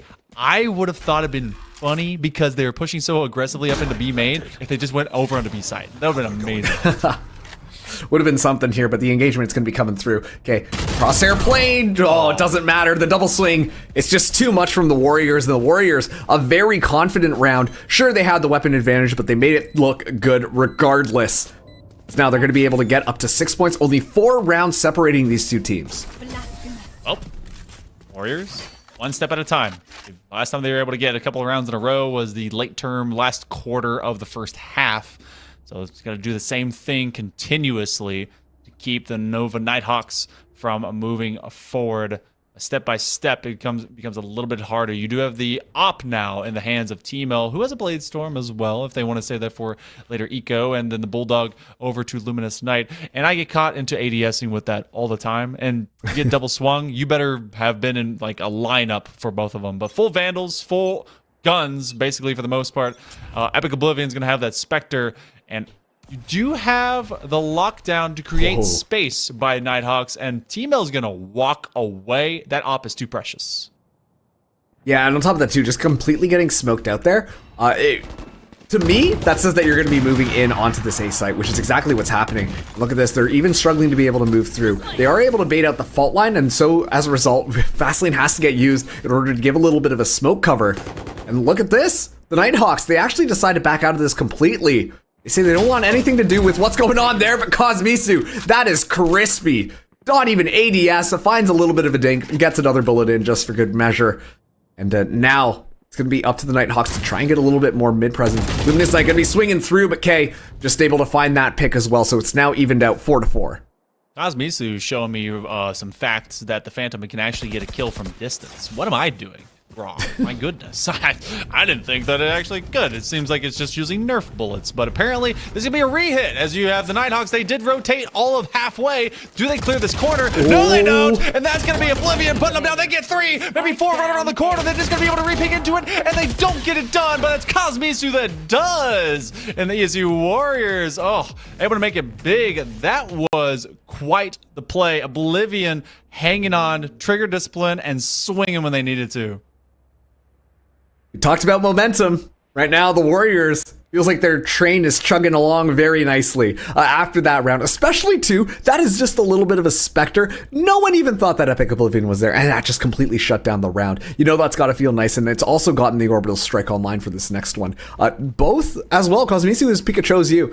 One ultimate orb away from getting their ultimates online, and I do think that this is a very good round for the Warriors. It's a very weird buy coming in from the Nighthawks now that they've kind of been in this weird forced situation, so they're gonna go for a little bit of a save, but nope, you're not gonna be able to activate that ultimate anytime soon. T-Mail completely shuts that one down with the Operator, and the Nighthawks sent back scratching their heads. Oh, the overdrive. That's, all of a slide. You know what, T-Mail, that's got to feel so cathartic because they were killed in the exact same position when they popped their Blade Storm last half. So you're like, you know what? No fun, police. Go sit down. None of that.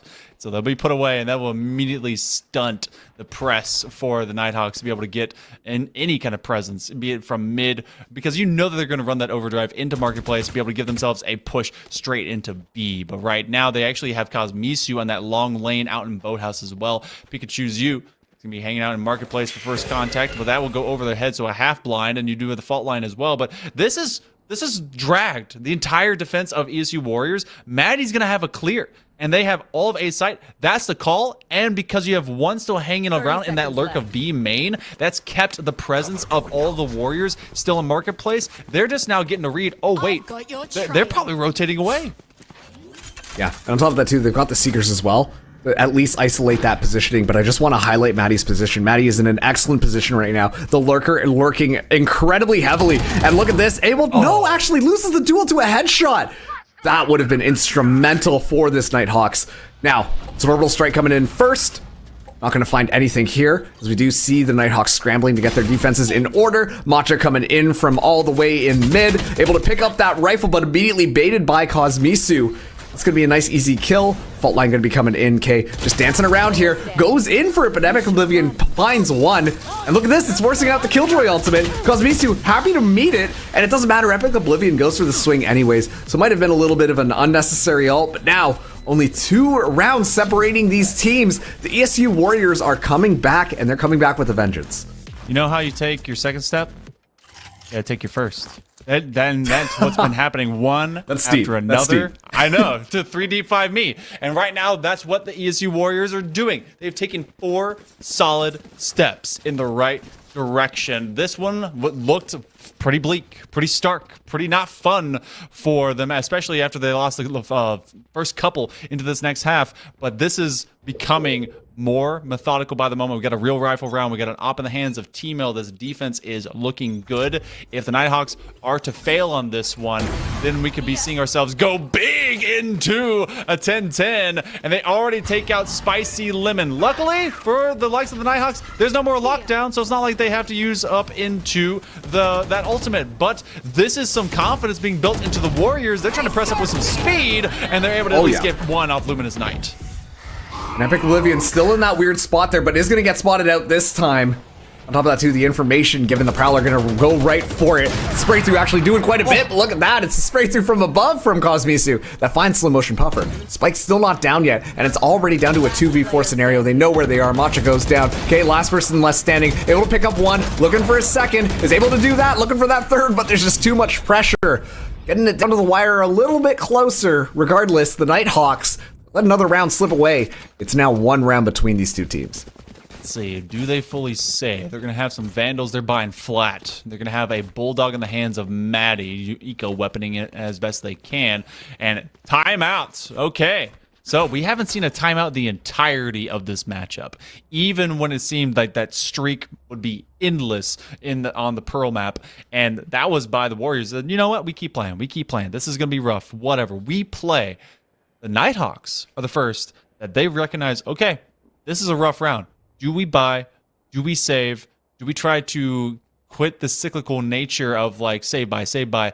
Or what do we do? Because their attack has found no value and they have been losing first bloods over to the Warriors for the last 5 successive rounds. Yeah, and quite frankly, that is simply just because T-Mill has this operator. We didn't get to see a lot of the operator being used on Pearl. Okay, I say that, but actually we saw a round where there were 3 operators. Regardless, though, T-Mill with the operator looked pretty good on Pearl, and especially on a map like Ascent, when you know what's going on and you have these long sight lines down, that operator is making a huge difference. They're not even giving a chance for the Nighthawks to properly execute their attacks because they're already down a player by the time they want to move in onto the site. So excellent play coming in from T-Mill, just completely shutting down what is happening. And now, this is going to be a very interesting round. If the Nighthawks do force their way into this, which it looks like they kind of are, their economy might be a little bit shabby for this next round. The ESU Warriors, they want to make sure that they're able to pick this up. They've got 2 ultimates to work off of as well. That Rolling Thunder could be a huge deterrent for the site, or if I'm being honest with you, it's even better when you're trying to move in and retake the site, which they definitely have the weapons to do so. Looks like they bought a bit for next. Pika! Oh my goodness, they're up on top of their own wall, but back staircase. You can't make that read. Often, if you're going to be able to see anyone up high, it's going to be on top of box from that backside CT corridor. But no, they're just on their wall. Because reasons. Why not? Cosmisu, currently the kill leader. That's why they're shining like gold. And already they get that first kill. Operator goes between the legs of the sky. So Timo's like, how in the world did I not hit that? But either way, you have Sheriffs in hand. This would have to turn into a big thrifty for it to find massive value. Epic Oblivion just trying to survive, and they will be put to the floor, and that's because slow motion Puffer is not going slow at all. Yeah, now Luminous Knight has to come in here and try to defend it, but as soon as the glass goes off, that's going to be more than enough information. Regardless, Nova, Nighthawks, they're able to get in onto the site. Rolling Thunder comes in to deny the spike plant, but it is used a little bit preemptively. They can't really capitalize on any of these picks. It just gives the Warriors a bit more time to set themselves up. Luminous Knight going to be moving in for first contact, uses the Aftershock to pressure things a little bit more, but it actually allows K to step out there. Cosmisu ready for it anyways. 2v4 here. Spike going to be tapped now a couple of times. T-Mill good for it. Able to find one. They're not looking up in heaven. Maddie able to find 2, but it simply isn't enough. And the ESU Warriors, they get the defuse there. They tie things up. And just like that, things are looking a little bit dicey for the Nighthawks. This is Warriors finally coming into their own skin. This is beautiful to see, Marks. But this also was the measure that the Nighthawks were expecting. Okay, all right, maybe not the 10-10, but for that previous round, that timeout in particular, they decided as a unit, as a team, you know what? We're not gonna buy. We're gonna half buy. We're gonna buy for next. We're gonna make sure that we have enough, because look at what they're into right now. They can be able to get full weapons. They're gonna have their Vandals, because that force looked very, very rough. And this is the weirdest looking shock or recon dart. just all right, just slow little boop.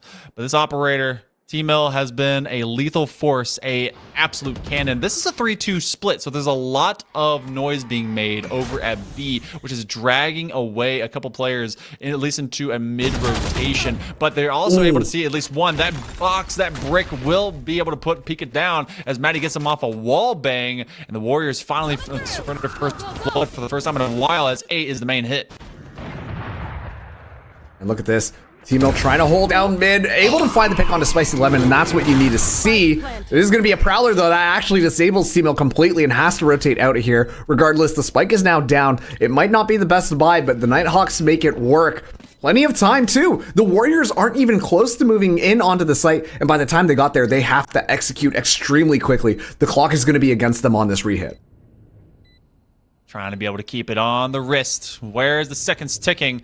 They have to be able to find where everyone is sticking, especially into these corners. The blind is going to come out. No one's going to be affected because they're all hanging out, but that does give it away. The aftershock will get used over the shoulder, so they will be pressing off one. They come up middle of it, but they don't run to it. They've recognized and realized we are too late. That is a 3-man save, and Nighthawks get it back. They lose all of one player, and K is able to save themselves from being domed and blown up by the bomb, and then one does drop for the Warriors, so a little bit more expensive, but they can afford it. There's 8,600 credits in T-Mill's back pocket. I'm pretty sure they can buy for anyone for days, as you could probably buy a few ops and still have some time, but all right.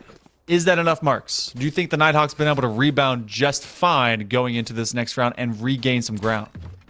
I think it's an important piece for their mental to remember, hey, we can do this. That was a little bit of a thrifty round coming in from them. Not all their team really had weapons, and they made that one work. What I want to see them do, though, is pick up that ultimate orb, just like we're seeing. Get the Nightfall online, take the site by storm, give the information in completely, and then it'll be a lot easier to move in. The Molly going to be used to deny it a little bit here, but it doesn't matter. Slow motion buffer going to be moving in first, and just like that, Luminous Knight goes down. Very fast, quick hit, and the spike is going to be down. Luminous Knight going down is massive for a win condition for the Nighthawks, especially because he's been basically kind of this sentinel that's been able to, I mean, I know that's a role, but really has been kind of the avant-garde that's been able to keep all of the Nighthawks at bay. Slow motion puffer does drop in. That's going to be Oblivion that does find him as well. Oh my goodness, the defenders are finding them in surplus, and the orbital strike is going to force Maddie off corner from Wine. This should be a free defuse. Oh, and then they put up the logo. Why not? So that'll be 11-11. Warriors trade and smack right back as they're able to fend off all the Nighthawks attack. That kill feed filled up so fast with individual wins by the Warriors. That's something we've been asking of them to do, and they're able to just click heads just fine. Yeah, honestly, I think that the Warriors, they're looking surgical when they play these retakes. Given the fact that they've got enough utility in their pocket, they can just move in very confidently, and they're playing these crossfires extremely well. You can see that when they swung in around generators, one person was looking from both directions to make sure that no matter what happens, they're going to be able to find something. So, the Nighthawks, they have to rethink their strategy. To be quite honest with you, I actually think that the B side is a lot easier for them to hit, given the fact that there is no Killjoy on this side. Maddie finds the first frag, and now I imagine this is going to be the go button. And yeah, okay, lockdown comes out. This is going to be this B side hit. Cause Misu in the back line, though, could be as dangerous as ever, taken out of the equation completely. And then you do have Epic Oblivion that constantly has been able to kind of get behind enemy lines a time or two and be able to ruin people. That is Luminous Knight, though, that does stay alive off of the bang onto Matcha, but I'll be able to turn that into even more. The first team to 12 has a nice bit of padding that possibly could turn into OT. Prowler recognizes that at least one is hanging out in that CT corridor. T-Mill's going to get up on top of box, looking for someone to put a bullet hole into, but as long as they stay away, that won't happen. They take them as that is a bullet to the shin. They were a warrior like you, but that one could be putting them down. Luminous Knight, they're going to swing with, and they're trying to be able to get the crossfire out, and T-Mill takes care of them with a ghost. They have a blade storm. This is trying to just keep them away from 12, and they don't land it. They don't have a lot of AP. Oh, the spam won't be able to take them. Spicy Lemon takes care of business, and it's finally Nighthawks on match point. Wow, 5 HP. The ghost almost did it as well. That's the one thing about an operator. It's not great if you're the last person left standing and you have to retake a site, especially too with the clock going against T-Mill. Even if the frag was found, I'm not 100% sure that the defuse would have been able to get in as well. Regardless, like you said, match point for the Nighthawks. If they win this, they win the series 2-0, send the ESU Warriors home. Their economy not looking the best. They're going to be having a little bit of half measures come in here. And actually, Slow Motion Puffer does have the overdrive online, so that could help as well. Get a little bit of ground, but has to be careful about T-Mill. As we've seen before, that operator can just shut that down with one bullet. Yeah, and they're not going to go towards mid. You know for a fact that they're here to put some lightning into a bottle and into people's chest cavities if they can. So they're going to stay alive for as long as possible. Maybe be able to find out that both Knight and Oblivion have been hanging out in those corners. Same positions all the time. Fault line comes through. Just putting the Nighthawks at distance. But Oblivion is going to go all the way back into Garden. And just trying to be able to spam. Now slow motion puffer going very quick. They get a little bit of extra damage, but that's Oblivion that does stay alive, and they are taken care of as K is able to find 2, and they're trying to be able to find even more. The plant is going down. Slow motion puffer up under hell. They're going to hang out and wait. We could choose you. Looking to see if anyone will peek out from around generator, because K is actually just around the corner. The 3 remaining, they're all up in heaven. They got to be able to drop in, and they got to immediately make it known. Okay, still can TP. Yeah, exactly that. Goes out, but tagged up by the recon drone. That's huge information. The res actually comes in online, but it's going to make slow motion buffer just swing out there. Teemo goes down to the crossfire. This is looking like it might be it. Hunter's Fury still online for Cosmo. Now, it's all down to a 1v1. Matcha looking for it. Gonna be going in. Can't quite secure the kill because Mizu finds it and forces out the overtime. Oh, Cosmisu subbing in, and we're able to get it going. 3.71 seconds, never a sweat. 25 and 12, leading the entirety of this lobby in KDA. But, you know, been great efforts on the other side by K and Maddie, as they both have 2015 and 10, 2016 and 18, but it doesn't matter at all. None of that. You look at that streak right in the middle of the second half, 6 straight rounds as the Warriors kept marching. We got an OT here, Marks, in map number 2, which will decide whether or not we see that third rendition of this current series. Yeah, and both of these teams look excellent on their defense. I think that's kind of the moral of the story here. They had more rounds on it. Obviously, a much larger string of rounds coming through from the Warriors, but that doesn't take away from the fact that, yes, in general, it might be the team that wins on the attack that is going to really determine how this overtime goes. You have to win 2 in a row in order to make sure that you secure this map. And yeah, are we going to be seeing the end of the series, or are the Warriors going to be able to come back? This time, they've changed it up. They're moving all the way down mid alone. No utility used at all, but slow motion puffer just on the other side here, ready for the swing. Tosses out the relay bolts, but gets domed by Epic Oblivion. You know what? That does at least slow things down. They could have been marching all the way in past Garden already. Now they have to be able to get it back on site. This is going to be a planned retake by the Nighthawks, and put the Aftershock up, able to keep them from around the corner. You know someone's going to be hanging out in hell. Get rid of the recon dart as well. It's a 5-man hold by the Warriors. Door's about to be broken, but guess what? Door number 2, Electric Boogaloo, will be right behind it. So, Warriors hanging on tight. And you were talking about maybe that attack being the difference maker, being the win condition. Oh, nice little tap by K. Little kiss with it, as this will become a 4-on-3, and that defense is starting to come out real big for the Nighthawks. And in here, Maddie able to secure a kill, can't look behind. Cosmisu able to find 1. Now it's just down to a 2v1, a little bit of an accidental paranoia, but Cosmisu can't see a thing either. Matcha just on the other side of it. K has to stick the defrag there. He's able to get the kill, and there's more than enough time to get this defuse off, so it will be the Nighthawks being able to find the first round, forcing match point yet again. And it's going to be up to the Warriors to respond in their defense. Match point. Warriors were able to find footing in the middle of that second half. Can they find their footing in a moment's notice after the flip-flop that we have to go through for this? One thing that I always kind of wonder if they would ever implement into OT is you start, you opposite of, like, for how you first started the match, but seeing the stagger start and then like restart. So if you went like attack defense, then do defense attack, kind of do something like that. Just give a chance for to kind of stagger back. I'd like to see something like that maybe be implemented, but even more so, Pika, will they be cheeky enough, clever enough with this interesting position on top of their wall? They've done it a few times before, but this is a 1-4 split, as you have Maddie opposite of everyone. That's going to either try to clear A site off of a lot of noise from B. This is the cerebral play. Can the Nighthawks get it done with this initial opening?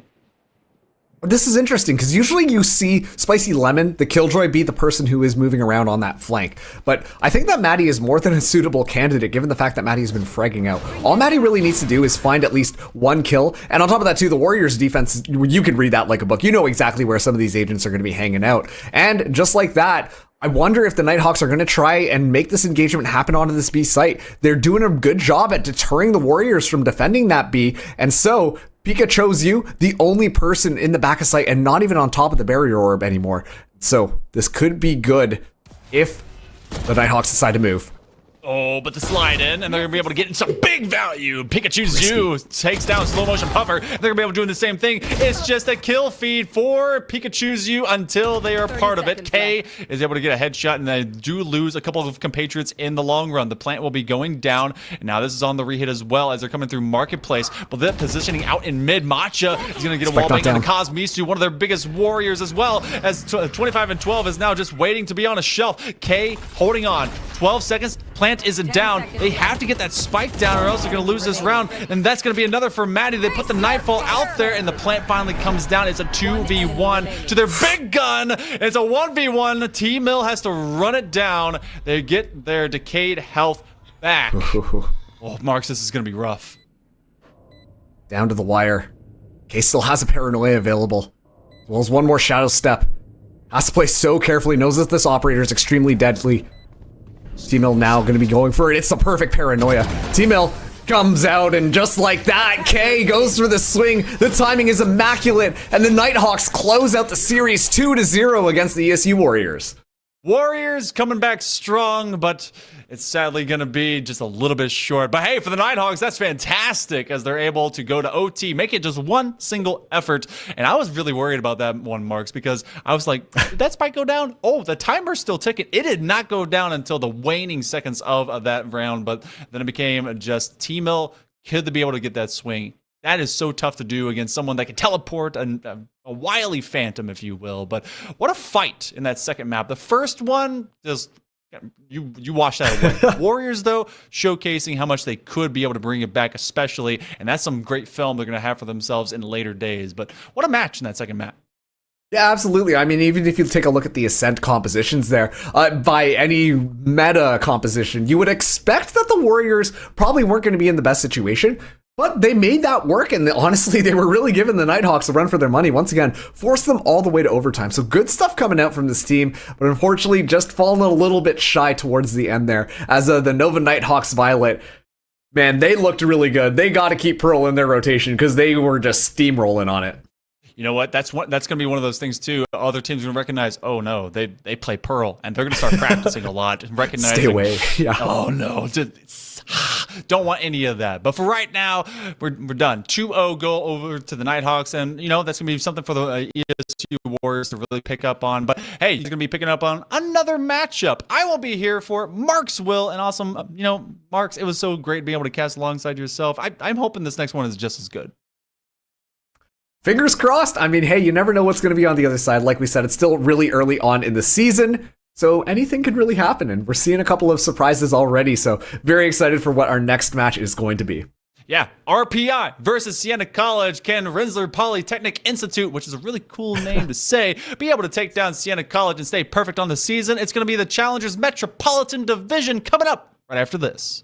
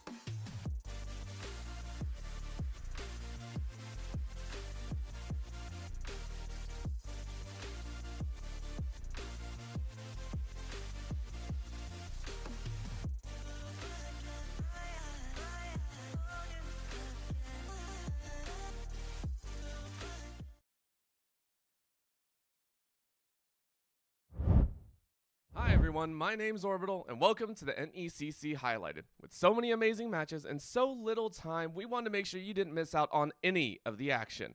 Because of that, we wanted to compile some of the best and some of the funnier moments of the NECC week to week. Without further ado, let's go ahead and get started with some of the highest highs here in week number 1. And Phantom maybe caught out with timing and is, oh my goodness, what may happen here? B-site being collapsed upon by NAIT, and they're walking out of main as soon as they look away. Market, seemingly Echoic has just seen it, but not fully aware. They're watching across for the turtle play from Kiro, which we can see they may not know. Echoic has been cleared out of position. Phantom still finds the kill onto Kiro. 4v4 as it stands. I mean, this has just been a crazy situation of timing after timing going on here. Park trying to move forward. Ayo, though, from the side, connects onto 2. And the plant will go down. Phantom trying to work their way back in and has the help of Funman. But Ayo has the read, and Ayo could be on for the ace and will do just that. I said he's been heating up, and he now flourishes once again. The ace. A bunch of blast X guns that actually legitimately shoot Nerf darts in game.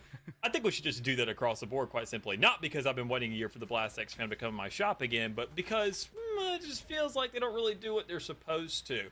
But we need to see still a little bit of these ultimates and the economy of that going to the side of Carlson to keep in mind. So St. Cloud, they've had themselves an outstanding effort thus far, and they're making sure to get some really clean trades, especially when Q's doing stuff like that. Hunter's Fury, it's on the gun. Q, 4K, Vandal, already. What was once a 3 clears out the player hiding in Pizza, and unfortunately that was their last. I mumbled, I knew it. I saw Beezer on Sens, and I thought the original idea was to either cut off the guy who's playing elbow or blue bunker, but I was like, they don't have a blitz, so why would they rush blue bunker? Nope, they switched to blitz, and now they're going to go for it, which, sure, this worked the first time, but now Akron is really prepared for this rush, and yeah, instantly denied. Warrior, opening gunfight. Blitz rushes in, but the shield is not going to be enough to thread the needle, but eventually he gets it done, but an instant trade by the player up inside a freezer, and in the background, the Vulcan Pat will finish off Robe, leaving just Gohan trapped in his own coffin. The Zips swiftly deny this round from being won by Fisher, as they once again do not deny, and Beezer didn't even get to use his projector on the ROU. I feel like that's difference. You know, Voltabits just puts those gold coins into a pillowcase and pulls it out to whack a miscreant over the head with, because that's essentially what's happening, is that there's no way for MU to really survive the gold difference right now. Any member of King's College is just drastically ahead. It's relatively close in bot lane right now between the two pairings, but the other 3 roles, it's swung so far away from MU that it's going to be hard. Now they're looking for Volt. Souls and Voltabis in a lot of trouble. You're going to see the ult coming out. Voltabis uses the stopwatch, but Doge's going to pick up 1-4 is the encore, and that should mean they win this one. Voltabis is still alive. Triple kiss for the victor. Quadra kill for the victor. Oh my goodness. I thought Voltabis was certainly dead there. They win a 3v5. Early and try and take positioning. It almost seems like they have gotten scored off on like takeaways, on turnovers, right? Instead of like Ohio State, like really formative passes into points. Thus far, they cleaned that one up. This will be a much more interesting series. But hey, you know, not that it's a bad one by any means so far. Still plenty of time. 3 minutes. White stripes. Left side. Gets the past one. Luker just goes screaming past this one. There's a nice little offensive setup until Danwad gets up and interrupts it. Julian had such a great drive to try to create that opportunity, and they're just not able to finish. Toronto are gaining a little bit more space, but now they need to execute when it counts most, right in front of the goal. Oh, Luker! Just absolutely danced and dodged her on everyone. Tugboat, that was spectacular. Yeah, we got a couple flats out here on aisle middle. I don't know. That was brutal. Some broken axles or something like that. A perfect dribble right across. Of course, not everything always goes to plan. Blunders do happen no matter how hard we try. From players to teams to even production, here's this week's misclicks. You ain't have any heart, you didn't have any faith. Well, faith, heart, hope is still alive. So where there's life, there's hope. I guess maybe. Oh, okay. I can honestly, you're a Yumi. There is no hope on your own. Faith, heart, hope is. I feel like you're playing with fire by sticking around here. That turret goes down. Look at Sepia. Sepia is already threatening kills. The final chapter with almost no one there means a follow-up. Yeah, you're gonna be a little bit slow. Can you get? Twinton. Oh, wait, Faith, you're supposed to hop on. Twinton doesn't have a kitten. No, Faith, no! That's a misclick if I've ever seen one. That one feels bad. Another misclick in the top side as Panda is going to fall to Cheesecake. We said it. And you have a Rolling Thunder. And yeah, like you said, there was some very early ultimate eco that was just pushed through as the orbital strikes came on, and just so much separation and so much damage in these early rounds. Wouldn't think you'd find that so quickly, but both these teams are really like kind of pressing the attack, trying to go for these ult orbs, and Pearson will be trying to be the tip of the spear as well. You get identified. They have a triple swing. Oh no! Oh! Killed the teammate. Yes! Yes, I love it. Welcome to the showstopper where you stop everyone in their tracks, not just the opponents. Welcome to Friendly Fire, the only friendly fire that is accepted in Valorant. That works in UBC Black's advantage. Because I feel like they're going to look at the wave as well, and it affords a few more bushes because Cheesecake's going to go over the wall. And they're still waiting. Look at the patience. They have not moved an inch. You'd think they'd be playing against Rek'Sai, but the check goes through, and look at the damage. Billy Boy actually gets a humongous set of damage off. Liquify's taken quite low, and remember, that's a jungler. They want to take him down as quick as possible. Liquify, don't jump over the wall. You do not want to jump over the wall right now. More poke lands from Billy Boy. And they're still going to be fighting. Cheesecake wants it. Cheesecake wants to, but Faith is again caught out. And now they're forced to fight. Paranoia goes in. They segment everyone off. And the knockup is there. They're going to try and stay on the course. But I'm not sure it's going to be enough. We are getting a slideshow right now because that's all we have. The amount of fighting that will be going on will be there. And oh my gosh, at the wrong time, the final, what felt like the final team fight, I think just broke our observer. That final roll, like you said, that is the game deciding fight. That is literally the fight to end all fights, and it ended. Week 1 is done. With all the crazy action that happened in week 1, we don't want to miss a single moment of week 2. So if you see a funny moment, an amazing moment, or just a downright weird one, clip it and send it to us, and maybe we'll feature it here on the next NECC Highlighted.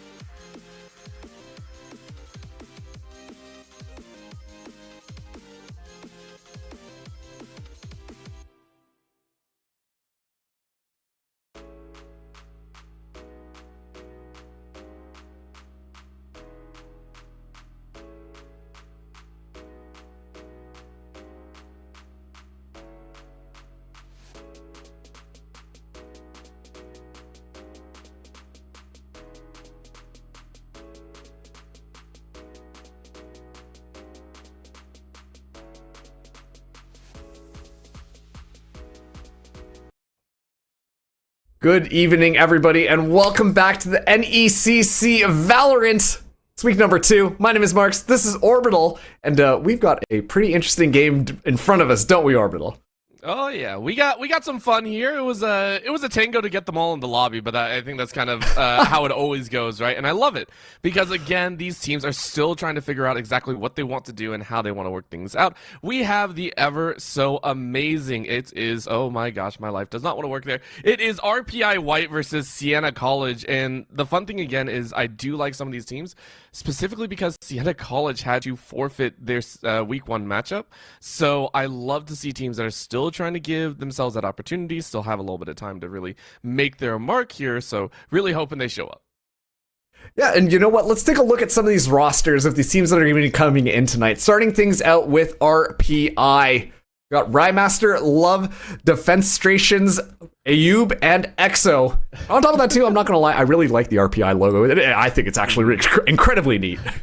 Yeah, Rensselaer Polytechnic Institute White. This is a squad that, of course, in the Challengers Division, I believe AU we've actually seen in previous seasons as well. As you can tell, they are a junior in computer science, so actually all of them are computer science majors, so definitely have a lot going on in terms of camaraderie and hopefully synergy, I would hope to say, and especially since they won their first week matchup against Cornell B, and that was a 13-7, 13-11. Yes, game 2 was close, but 13-7, pretty standard all the way through, so I really like it.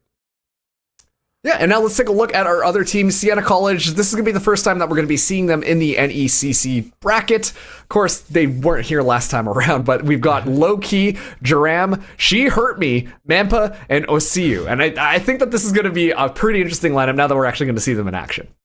Yeah, and I will say I'm very scared of She Hurt Me because I don't know if you've been on TikTok, but anytime someone's been hurt, they pop off, right? Like, that's what the whole meme is there. But She Hurt Me. If you name yourself that, I expect either a phenomenal time or, you know, kind of down in the dirt. So it's one or the other, and I'm very excited to see. But as I said, very excited to see what the squad can do. And again, when you take a forfeit in week 1, or when you take a forfeit anytime, the next game, it feels like the team is out to play even harder, right? They have something to prove. They didn't want to forfeit last week, and, you know, that's kind of how it goes. They're just like, hey, we want to play hard. We want to show what we still got to go, and we're gonna take it. So RPI White better be ready for this. I mean, hey, RPI White technically got the stretches in last time around, but let's head over to our map vetoes now because we've got all of the maps selected for this best of 3 lineup. Our first map we're going to be going to is Ascent, and then we're going to be moving over to Haven, and if that third map, if we need it, it's going to be Icebox. And if I'm being honest, what other maps did we really expect to see? I was about to say the same thing. Like, at this point, don't even show the maps. Like, we're fine, right? Like, we know what's going to come. We don't need to worry about anything else. We know Pearl and Lotus are going to be taken now, or, you know, Pearl or Lotus and Fracture or something of the sort, right? Ascent and Haven and Icebox, this is the standard, in my opinion. Now, we have seen some people vary it up, right? Taking Icebox in the second or even first map rotation, but a lot of teams still prefer the Ascent and Haven. They still prefer that old, you know, these have been the standards for so long.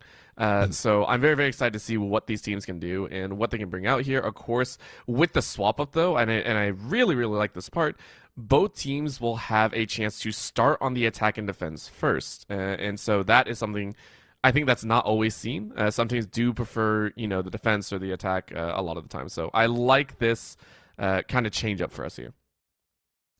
Yeah, and now we're just going to be loading into Ascent here. For map number 1, Siena, like you said, going to be starting us out on our defense, while it is going to be RPI going in on the attack. And quite frankly, when it comes to Agent Select, I think that it's a little stock standard at this point, specifically on Ascent, a map that is very practiced. And on top of that, too, ever since Chamber's kind of flown out the window, things have really just kind of solidified that there is a very specific combination of agents that you want to be coming in here. And right now, we're seeing quite a few of them being teased. Mm-hmm. You can actually take a look down the side of RPI, and it feels like the OG Valorant just came out, right? Outside of Sky, you can see just everyone kind of teaming, and same on the flip, right? Jerome is the only one that is working with that Fade, one of the newer agents there. And so, as you said, very stock standard and actually mirrored pretty much to an extent, right? The Jet and the Killjoy, these are two very needed agents to carry over in terms of the aggression that it can lay down, as well as the defensive side, right? If you're not running Killjoy at this current moment, it's What are you doing? not good at that point. That's all I can really say. Like, if you're not running Killjoy, what are you doing? Yeah, exactly. I'm a little bit surprised, though, that we are getting a fade coming in from Sienna. I think that fade really worked out well when you bring in arrays, obviously talking of hero synergies, but we're actually going to be seeing 2 initiators coming in the sense of Sova and Fade. Usually they go interchangeably on the maps, either you pick one or the other, but it's very rare that we actually see those 2 agents coming in side by side. And so to me, that says that Sienna are going to be playing a really big information game and then trying to push based on what they can kind of scout out with those 2 agents. If they're running that type of information gathering, we also expect in the same breath for them to be reactive, right? If they have the information, we should expect them to be rotating quite quickly and to adjust to what RPI White are going to do as well, because that's what the information game gives you. You are supposed to be able to rotate quickly. You are supposed to be able to make snap decisions with this information. You're not just supposed to say, hey, I see them on A. Good to go. I'll keep sipping my coffee, right? That's not the right answer here. So with that notification and that stylization of we are running information gatherers, it has to lead into, hey, we are going to be using this information. And that's what RPI White are going to try and lay into as well. They know this as well. If they've done their homework, they know what these agents do, right? So they should have the exact same thought process. And look at that, already a lot of mid-aggression coming in from RPI White. They take so much space. Love immediately forced out to use the Tailwind to escape that shock bolt. So deadly on these early rounds, but OCU not going to be able to find anything. Rymaster tosses a little bit of electricity in the defender's area.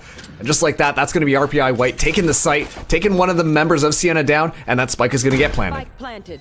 The fact that they got that so easily as well, it leads me to one RPI White being very decisive and finding the pincer. Love gets 2 love taps, makes it work. Low key, not very low key about that snap back, but it's a 2v4. RPI White found the flank, and now they get to molly him off. They get to force him inside into this cubby.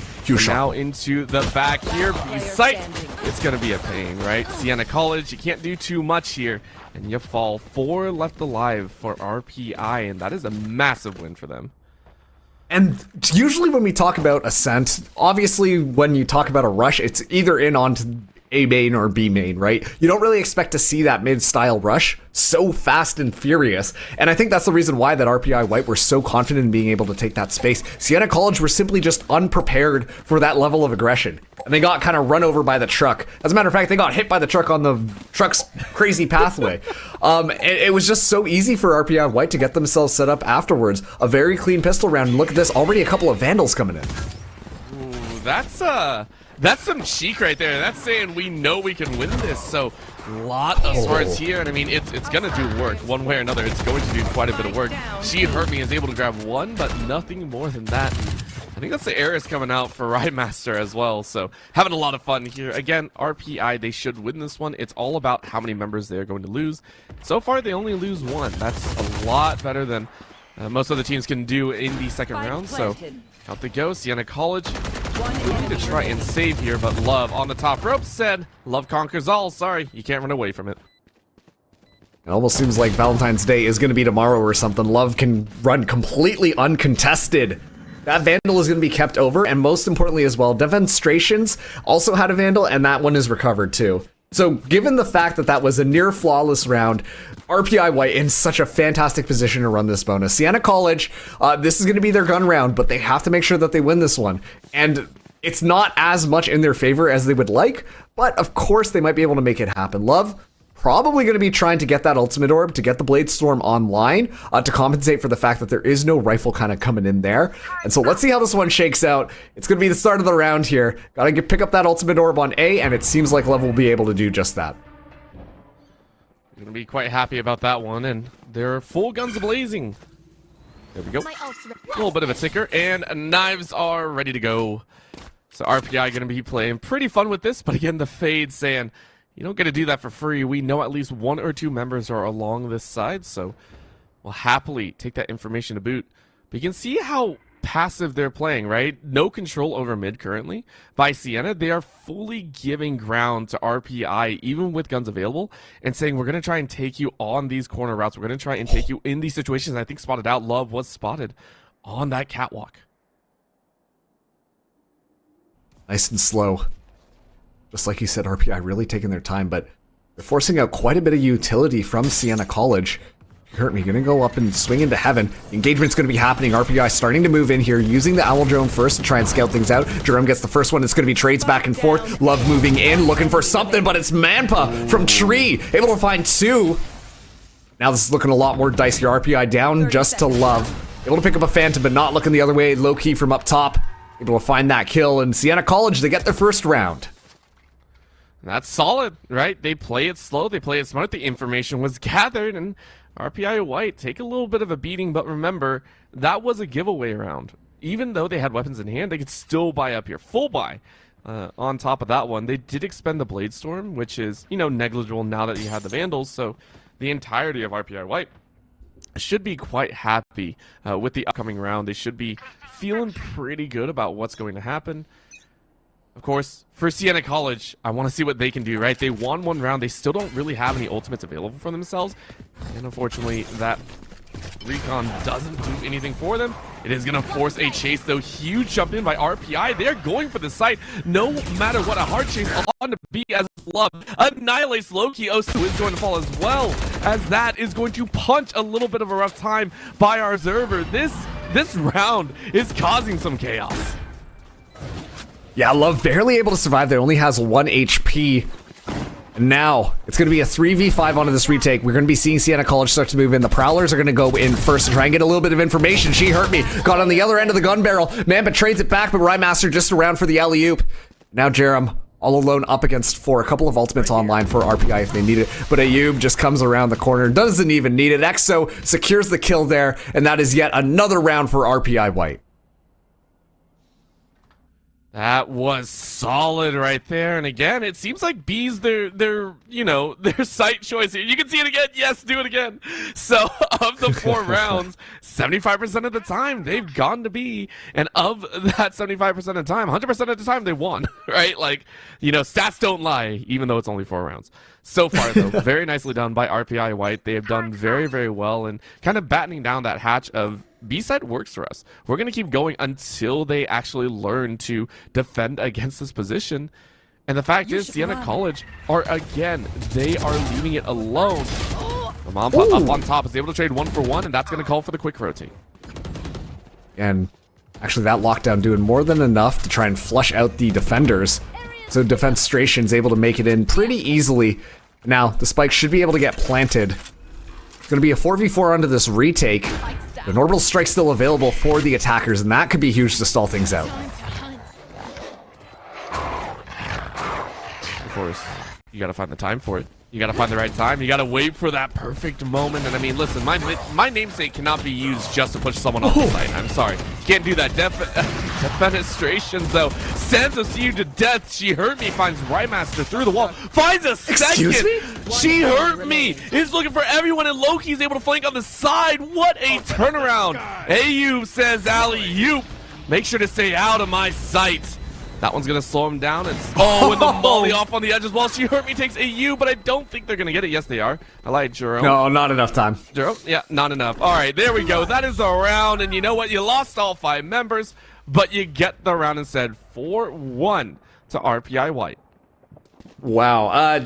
First of all, great understanding of how to play that one from RPI White. They made sure that Ayub was able to just run as far away from the site as possible, of course, within earshot, so you can hear when it's going to be happening there. But fact of the matter is, Sienna College, they just ran the clock down a little bit too much. They were so good on that retake. They were able to clear everybody out pretty flawlessly, if I'm being completely honest with you. It just came down to that stall. So that one, a little bit of a momentum killer here, but it's going to be a little bit of a weird scattered buy coming in from this squad, including an operator from She Hurt Me.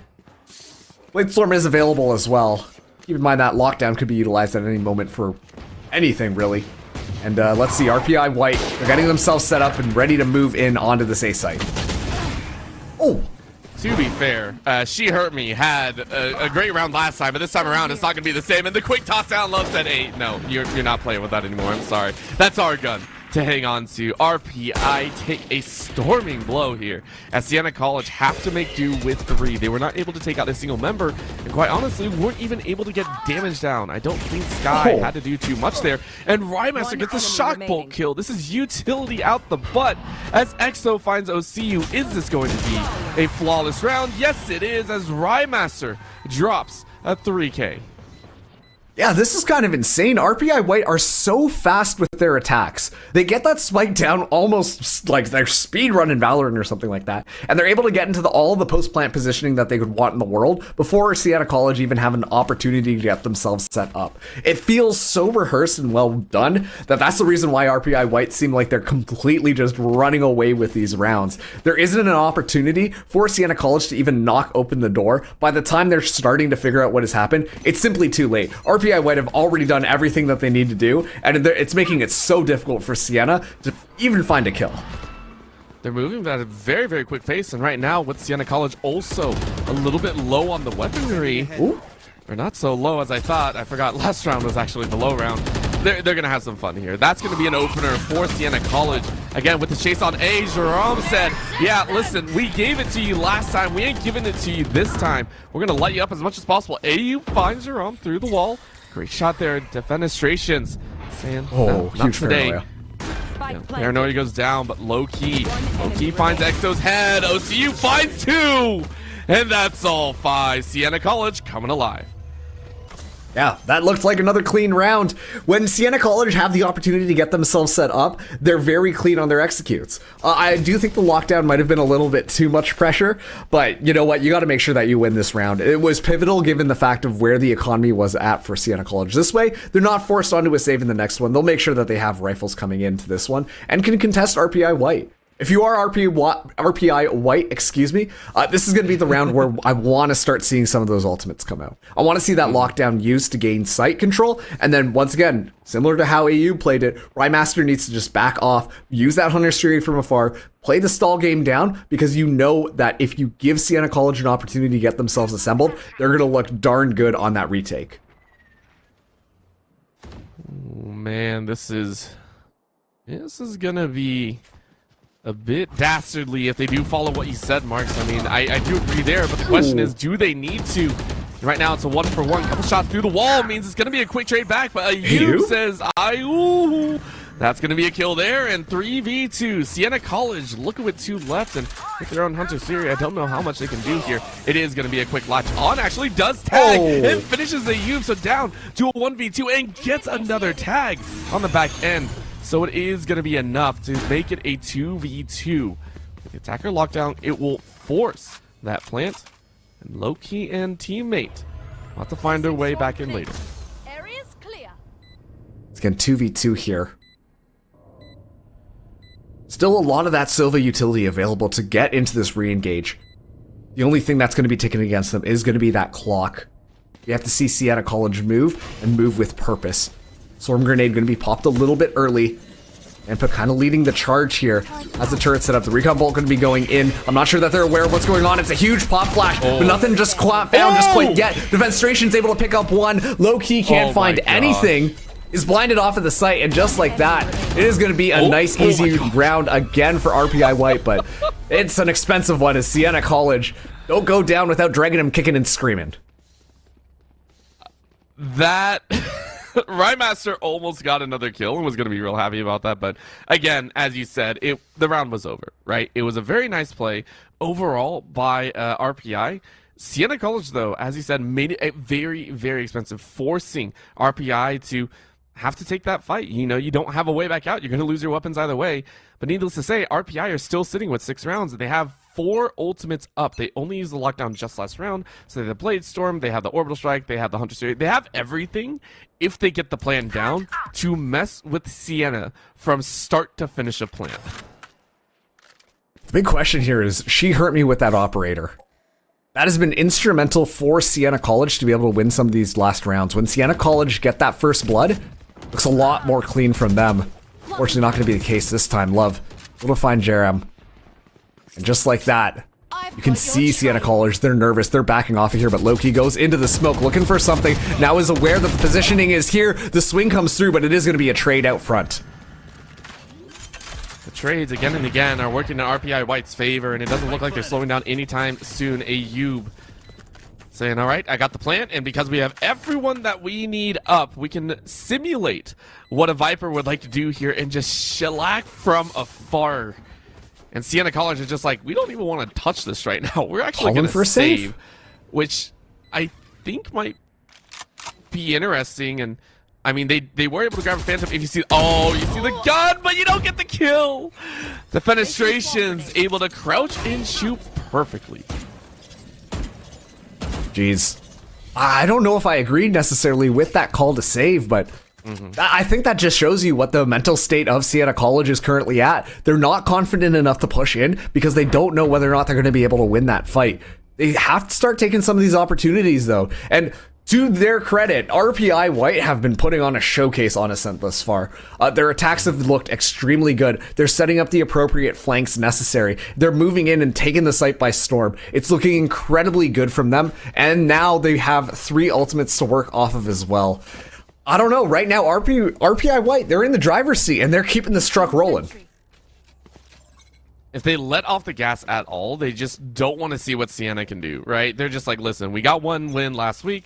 We're going to do it again. And it feels like it because they have a judge on Love who is going to be blasting their way through with the Blade Storm as well. But the op here, she hurt me. Going to try and do their best. That's going to be a snap kill, but you don't get anything. Rhymaster with the Odin is going to fire through. OCU says, give me a chance. That's the 3K. Defenestrations, though, changes it to a 2v2. And just like that, the initial entry into B has been stalled out, but at what cost? Smoke's down. I mean, this is going to be a little bit tough here. We're going to be seeing RPI White just move in onto this A site, and they should be able to get the spike down fairly easily. They don't really have the utility to make it, but thankfully, nobody from Siena College is going to be around. And honestly, there should be more than enough time to allow that Killjoy to set up a lot of that utility to make it that much more of a trap. And look at that. It's going to be a lockdown as well. No Hunter's Fury to contest this one. A couple of shock bolts. They better have good geometry if they want to make that one happen. Low-key, though, able to at least pick up 1. And look at this, gets caught up into it. This is just going to be a stall the clock down game coming in from RPI White yet again. Oh, yeah. They got it. They know what they have to do. This is, again, the frustrating part of playing against this type of composition. You can do it from anywhere. You know exactly what you have to do. And Loki, oh, look at this one. I love this right here. You have no idea. You get that kill. You kill the diffuser, and you know you got it. You even pick up the clutch. Yeah. You are the star right now. You may be middle of the pack for kills, but you are more than enough to create these clutch moments. And honestly, it's just that good knowledge of playing that post-plant positioning. You know, you don't have to go for the kills. You can set yourself up in trickier positions further away from sight and just let your utility be the thing that ticks the clock all the way down. And just like that, we see RPI White at 8 and Siena College only at 2. Not a lot of ultimates online for either of these squads. It was a little bit of a heavy investment from RPI White these last couple of rounds, but that's important to make sure they keep their momentum rolling. Once again, they're going to be moving in very quickly onto this B side. This is one of the few times we've actually seen someone sit around with the econ of about 5K left in the bank, and it's because they're feeling good about this. Love from the top ropes is immediately going to be snapped up. Low-key bringing the bird shot out. Snipes Love out of the air. Defenestrations putting up the defenses, saying, give us a moment, we're going to get the plan down. And again, it is that B site. They love this site so much. It just works so well for them. What can Siena do? It's a 4v4. It's not impossible. But it is slightly improbable with how the last few rounds have gone. Ayub hiding in again with the shorty, just wants that perfect shot. She waiting. Gonna be taking a chance. Swings left. Looks on the back line. Loki able to find definition from Rhymaster and Exo. Exo from the boathouse swings hard. 1v2 left. Manfa not gonna enjoy this one because look on the backside. Ayub again with the final kill of the round. That's unbelievable. Ayub, always the last person alive, making sure that that spike is going to be going off completely. We're already down to the last round in this half. Been looking incredibly one-sided, but this is not to count Siena College just out just quite yet. It will be able to force everything up. Just a little bit of a judge, which was super effective against Love, to be fair. But 3 ultimates as well. Specifically, that lockdown as well as Hunter's Fury could do absolute wonders. The question is when they use them and making sure that they're utilized on top of as well. You can use the ultimates as much as you want, but unless they're done smartly, it doesn't really give your team that much. Love, though, immediately down. I'd also like to point out that RPI White did pick this map, so of course any map pick feels like it does give advantage to the picker. Low key though, with that shot, he is making it quite fun here. Rymaster on the back end does have that Odin and is getting ready to spray through the smoke once again. This has been their bread and butter for the last 3 rounds. I think they have an Odin for the last 3 rounds, and it's been fun. It's been interesting, but now in a 4v3, they're not exactly liking their odds with the spike inside of A. I mean, you don't really have any other options.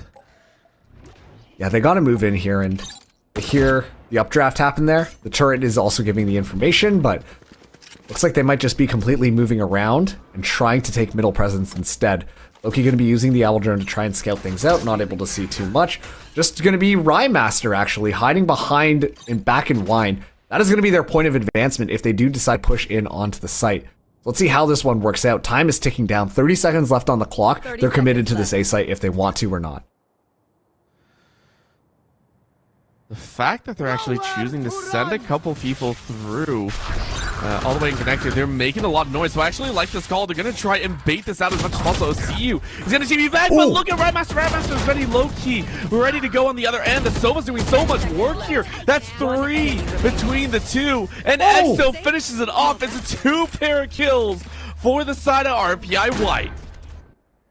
Wow, I am genuinely surprised that worked out the way that it did, but you know what? That duel, it was like a buddy cop movie. They were running through, cleared out all the different corners, made sure they had each other's backs, and it completely worked out. Quite frankly, Rymaster staying alive there, gave the position away with the Hunter's Fury, but actually was trying to scout things out to make it easier for the other 2 members to be able to enter in on that little defensive hold there. And sure, a lockdown could be tossed out as well, but it's not going to change that much, especially too if there's Vandals in their hands. So great half from RPI White. Now we are going to be swapping things around. Siena College going to be the ones who are going to be taking the aggression. Once again, though, take a look at that. Low key, right now tying up for top frags in the lobby with 12 matching defenstrations with 12 in their hands as well. Let's see how this attack wants to go and whether or not it will be as furious as RPI White. All right, that's a great start. She hurt me. I did say I want to see She Hurt Me pop off here. And at least at the start of this round, it looks good, right? Looks good, gets a great shot. Able to shift a little bit of focus back in Siena's favor. But they're still chasing that default, right? They're still trying to decide. They run halfway up B and then decide to double back. So they're not sure of their own. And She Hurt Me gets blinded out of Catwalk. So you know at least Sky is along that A side. The question is how many others are waiting? Ayub hiding inside of the smoke. Oh, and if you get this, this is going to be such a disgusting surprise. Nice and slow. Ayub, the clutch king. Not able to find anything, but now goes around the corner. Low-key could dismantle this. The recon bolt. See if there's enough room there. Ayub at least gets one. And is able, no, okay, doesn't fully get away, but did quite a bit of damage as well. It's gonna be more than enough. Exo gonna be trying to go for the swing there. Can't find anything, but never mind. Shock bolt from heaven, and bullets through the wall. It's gonna be more than enough. Just like that, RPI have the numbers advantage. They keep it. It's now a 1v3 here. OCU tosses out that paranoia, but it's a little bit too late. Exo goes for the execution. That's gonna be RPI White getting themselves to 11, winning yet another pistol round. Oh, Ayub set that up. Okay, let's start there. Ayub set it up perfectly, right? With the start, was an absolute menace just standing in the doorway with that shorty in hand. Great job there. The follow-up there, it looked a little bit scary. It looked like Siena were going to get a great post-up. We're able to get, corner position. But Rymaster, that is the second shock bolt kill that they have been able to pick up, and it disrupts so much of what Siena are hoping to do, right? They just randomly lose a member on the back end, and that allows RPI White to flood into the site. So far, RPI White keeping Siena College in check, and the fact is, now you're at a gun disadvantage. RPI White should be able to head to game point with not too much of a problem. Unfortunately, we've rolled out of Stinger meta. Or I say that as Loki has a stinger in hand. It's been increased in price, and so teams don't necessarily want to be able to buy that one as often, but still, the economy a little bit weird from Siena College. That surprise advantage is now given away, as it's very clear to RPI White that they do in fact have weapons, but love with this Marshall, as deadly as ever, if they don't have any light shields, is going to get scouted out, but quite frankly doesn't think it's that much of a deal. And Siena College, they're struggling to be able to move up here. They're not able to take any ground whatsoever, but Jerem starts out with a pick onto Rymaster. That might be enough to open things up. There they are. Well, that's one way to do it. Defenestration Baited. immediately naps it right back. Just said Bulldog to the brain. Sorry about that one. Defenestration is still upside. No way. That was a blind random shot. Yeah, Mampa, put him down. Put him down right there. That was illegal. Illegal maneuver on the field. Yeah, now they should be able to at least get the spike down, but take a look at all of their HP. It's going to be one bullet is going to do enough to two of their agents here. And they still haven't put that spike down. Never mind, Ayub. Stinger meta, still here, able to at least find one. Mampa trades it back immediately, but it's still going to be a 2v2, and at least the spike goes down for Siena College. Destroyed. Now, in this situation, where do you go? It's just a hard change. Mampa, though, sweet. No! Again, what is with RPI? That's the second blind kill that they've been able to pick up. Now do you get this last one? Where do you look? Around the edge, you see them. Oh, they're behind the corner. 20 HP. Love. Praying that love prevails, and love will prevail. It was messy. It was crazy. But RPI moved to game point. I'm pretty sure there were a couple of running Bulldog headshots in that round, and that is just kind of unbelievable. But you never see that one too often. I mean, we did see a running Phantom headshot in lock-in for Brazil earlier today if you were watching, but still, hey, it trickles down. Trickle down economics also applies to Valorant. Who would have thought? It's a real thing. Look it up. Y'all in college, right? Nah. Now, focusing in onto this one. RPI White. On map point. Like you said, this was their map pick, so not too surprising here. But they've kind of forced Siena College into an uncomfortable position with their weapon buy. We are going to be seeing quite a few Bulldogs, which is actually kind of interesting here, but I don't know whether or not it's going to be enough to really deter RPI White from holding the solid defense that they kind of have been thus far. They're going to do what they can here. And again, with those kills earlier, with the multitude of kills that they were able to pick up, love. Only one really with, I think, a weapon in hand is going to get drilled after taking one. 3v4 here. Very, very much doable for Siena, and they really don't want to go down with 3 in a row at the second half. So they're going to try their best here. And again, with that lockdown, as you stated, a very big ultimate if they can get onto site. But their up mid strategy has been slowed down. OCU. Just another bit there, Million. Open. And they're going to walk through. Pizza. Through market, and now dash forward, but you land right in front of Rymaster. Jerome is able to find EXO, but it's still a trade. 2v3. And now Mampa with another 3K says, give me that chance. The Fenestration is going to try and defend for their life. Shots to the left, checking the right, and they're just going to rotate out. They say, screw it. We know exactly where this Killjoy is. Perfect time to go to A. And honestly, I think that's an okay thing for RPI White. Even if they drop this round, they've done more than enough damage to the economy of Siena College. Keep in mind that this is RPI White's bonus round, so, you know, you kind of expect it to not be won. But the fact of the matter is that they've done so much economic damage to Siena that they will have a gun advantage into the next round. And that is going to be very important. If Defenstrations can find one more pick, that is even going to seal the nail in the coffin just a little bit more. Let's see how this retake goes. I don't imagine well, but you never know. This KJ might pop off. I mean, we've seen people go crazy at points. We really have, and Defenestrations is one of those at points. Every single member feels like RPI have had a time, and they do again! Defenestrations goes ahead and locks in game 1 with the most disgusting aim I've seen here tonight. I can't tell if that's spray control, if it's just a panic, throw your mouse around. I'm not too sure what happened there. But you know what? I said, hey, Defenestrations might be able to pull this one away. And look what happened there. That was just completely unbelievable. I love it, though. I love it. And I feel like that encapsulates a lot of what happened in the later rounds, right? RPI White in the early stages, they felt very controlled. On their attack, they felt controlled. They felt like they knew what they were doing. The consistent idea of pushing B until it failed, that's a tactic that, I feel teams should use more often. If a single site works, please just keep doing it. Rack up as many rounds as you can before the opponent actually figures out that they're actually weak side there. But then on the defensive, right?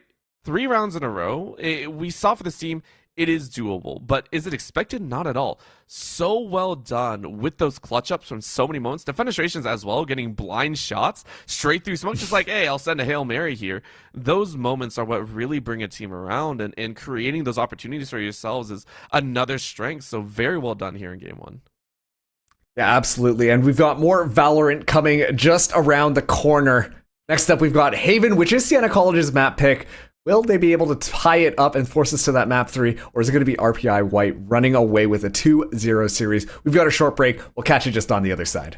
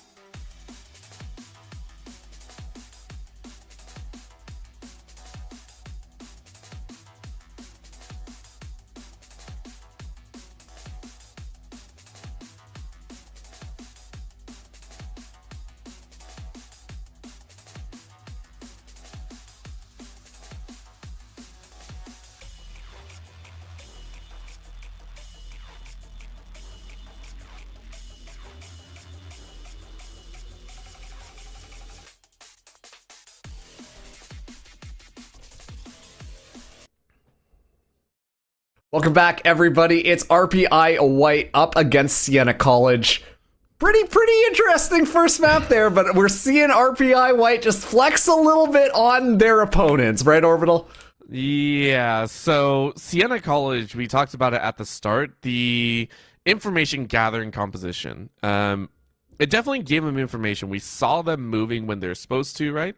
It just felt like their trigger fingers were not ready to go. It felt like RPI White were just faster on the trigger, better aim, and I feel that was only encapsulated at the very end, or not only, but one of the key moments is just that situation occurred, and getting those 2 kills to end the round felt like it shouldn't happen, but it did. And that, I think, really shows off RPI's style of, even if we don't have all the information, even if we don't know what's going to happen, we're going to pull that trigger and we're going to send it.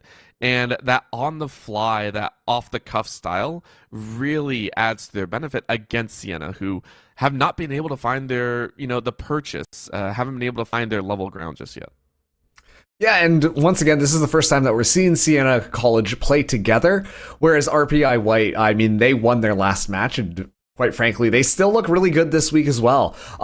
It's still incredibly early on in the season, so it's hard to say, any sort of power rankings are going on, but right now, RPI White feel a little bit more rehearsed, and it seems more coherent. When they know what they want, they are not afraid to just go for it. Basically, like you said, except they're being extremely meticulous with how some of those executes work out. We talk lucky shots aside, they do look really rehearsed and are very on top of just playing together as a team, playing off the utility as soon as it comes down. It just looks really good from them. And that actually scares me moving into the next map because of how how controlled they are on their attacking side. On a 3-map defensive position like this one, like we're coming up on Haven, it's even more doubly so that you have to be on your game and you have to be willing to rotate very quickly. You are not always going to have the best position that you're going to enjoy, right? And for Siena, a team that still feels like, again, they have to have the time to prep. They have to have the time to kind of set up their strategy. They have to get the people in position. This is going to benefit RPI White. Keep in mind, they ran over anyone and everyone in the first half when they were on the attack. Yes, they are on the defensive side this time. I feel that's only going to delay the inevitable first. So for Siena, this is a time to do it. If there's any time to really rack up some rounds and try and do a little bit better than back in game number 1, it's on the attack here. Would you look at that? Phoenix is getting locked in first on Siena. That's interesting. Usually when you talk about duelists that come out on Haven, it's going to be that Raze, that Neon, that Jet. People who can move rather quickly and get a lot of space on the actual sites. Phoenix, meanwhile, is a little bit more just play around the flashes, go for those kills, and then heal yourself up when necessary. Not as independent as, say, a Reyna pick, for example, but still a very independent duelist to try and get that space just by pure frag potential. And we're going to be seeing Loki coming in on that. As soon as I say that, though, Love locks in Phoenix as well. Have I missed the memo? Is Phoenix back in the meta? Phoenix is enjoying a slight resurgence, and I say slight because I personally don't play Phoenix, and I don't see it in my low elo area. But I will say the adjustments to the ultimate and the adjustments to giving him like quality of life little buffs with some of his abilities has helped. Right, he's not S tier, I would say. I wouldn't say he's the auto picks or anything like that, but it's doable. It's at least doable than he was previously. So the fact that the ultimate is on a much lower cooldown means that you are going to have that running back at a much faster rate, and it's going to help out in these entries, in some of these situations where you do have to clear a site very quickly, especially on Haven. Hey, I got to check B. Can we check back of B real quick? Cool. Send the running back, check all angles, and you're good to go, right? So not a terrible choice, maybe not the most optimal for some of the teams, but if you're comfortable with it, it can be a very powerful pick. And don't forget, too, Phoenix also has the wall, allowing for a little bit more site denial as he decides to walk in on one of those sites. But starting things off, already Siena College moving their way in onto this A site. Rightfully so, I think RPI White back off here. They're not willing to really contest that, and I think that's the right call. Especially, too, on a pistol round. Pure numbers are always going to win unless you've got a frenzy and they all just walk in front of you, or you have a shorty and 2 people walk in front of you. Regardless, though, it actually looks like Siena College was more or less just kind of faking this A site as they do back out, and Love able to pick up that information is instrumental for the rest of the team to start moving forwards, and she hurt me already down. AU, one of the players that we watch, may not have had the highest KP or the highest kills or anything like that, but had some clutch up moments and looked great. Low-key just spraying through that connector, not even finding Rymaster, and because of that, Ry was able to get a slight tag on that Cypher, so very nicely done. But again, right now, 4 on site, 4 scattered around, but Jerome said, not today, 2 quickly dropped as OCU finds Rymaster, and Love being the last one alive. Careful now. Love gonna toss out the hot hands there. Goes for a little bit of an arc to try and clear out that corner. Fortunately, nobody is going to be there. Goes for it, able to actually pick up one. The swings are coming out. It's like whack-a-mole going on here, but somehow Love is still alive, looking for it. Almost was able to win that one out in a very unlikely odds, but brings them down to just 2 members. And this time it's going to be Siena College picking up their very first pistol round in this series. Took him a little bit, but spicy nonetheless. And the fact that Jerome stepped up once again, huge 3K for an agent that drastically needs the kills, right? And also, if you take into account this one, I believe this is outside of the Sova. Okay, Sova and Brim. These are all, you know, kind of unique agents, so I like the idea. Nope, Phoenix, 3 on each side. Man, I can't count marks. What is wrong with me today? But still, mathematics trolling you. my own brain is just like, nah. But Get the abacus out. Differences. Yeah, I like the difference in the style changes though, from again Ascent into Haven. Okay, Loki starts it out. Pick on to Love here. Actually tosses out the hot hands. I think that's a little bit more of a detriment. Slows down the team from being able to push off of that pick. Now they are going to be moving through more than enough time for RPI White to get themselves set up. More importantly, look, they're getting ready for a flank. Thankfully, there are a couple of trap wires set up in order to deny any of that information, especially to if Ayub decides to walk through it. The question here is how Siena College are going to be moving in. Seems like now's going to be the time. The flash goes up. Low-key, though, able to find Exo as they're trying to escape. Exo said, guess not. That is not going to be the chance. Siena, though, realizing they're getting flanked here. AU, thumbs up, ready to go, and thumbs down. That is a painful shot. Good chance, though. She hurt me, able to find that kill on the head, and Siena College might be able to fall away with all members alive. Rymaster taking quite low, 24 HP. Mampa is able to find defenestrations, and Low-Key gets a 3K. So, Siena College carry every single weapon over into round number 3.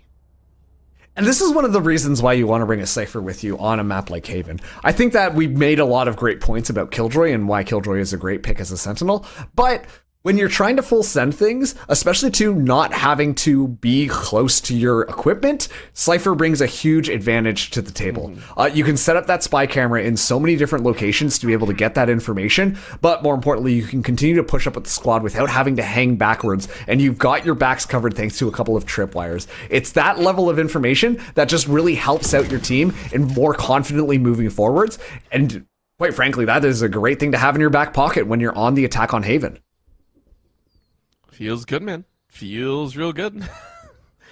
And they're making it work, but this is the true test, right? RPI White gonna have guns available, and we'll see what they can do. Again, when they have that chance, their defense has looked a little bit weak, but we get that opportunity available. To me, Shockbolt goes out. Rymaster locking off those garage doors. Hot Hands goes out and sits right in front of B side, and so 2 entrances currently locked off on either side, but She Hurt Me tried to get the shot, couldn't land any hits, but gets one through the smoke, so Love is taken down, and a little bit of Molly burns them away, but they found the entry. Exo tries to get a run, but AU takes the fall, and look at that, Rymaster with a random swing finds Jerome. Do you find another? Yes, you do. Rymaster almost gets 3, but can't. It's down to a 2v2. Approaching from different angles here. This could be deadly. But OCU looking the wrong way. Defenestration's able to pick up one. It's just She Hurt Me in the back line.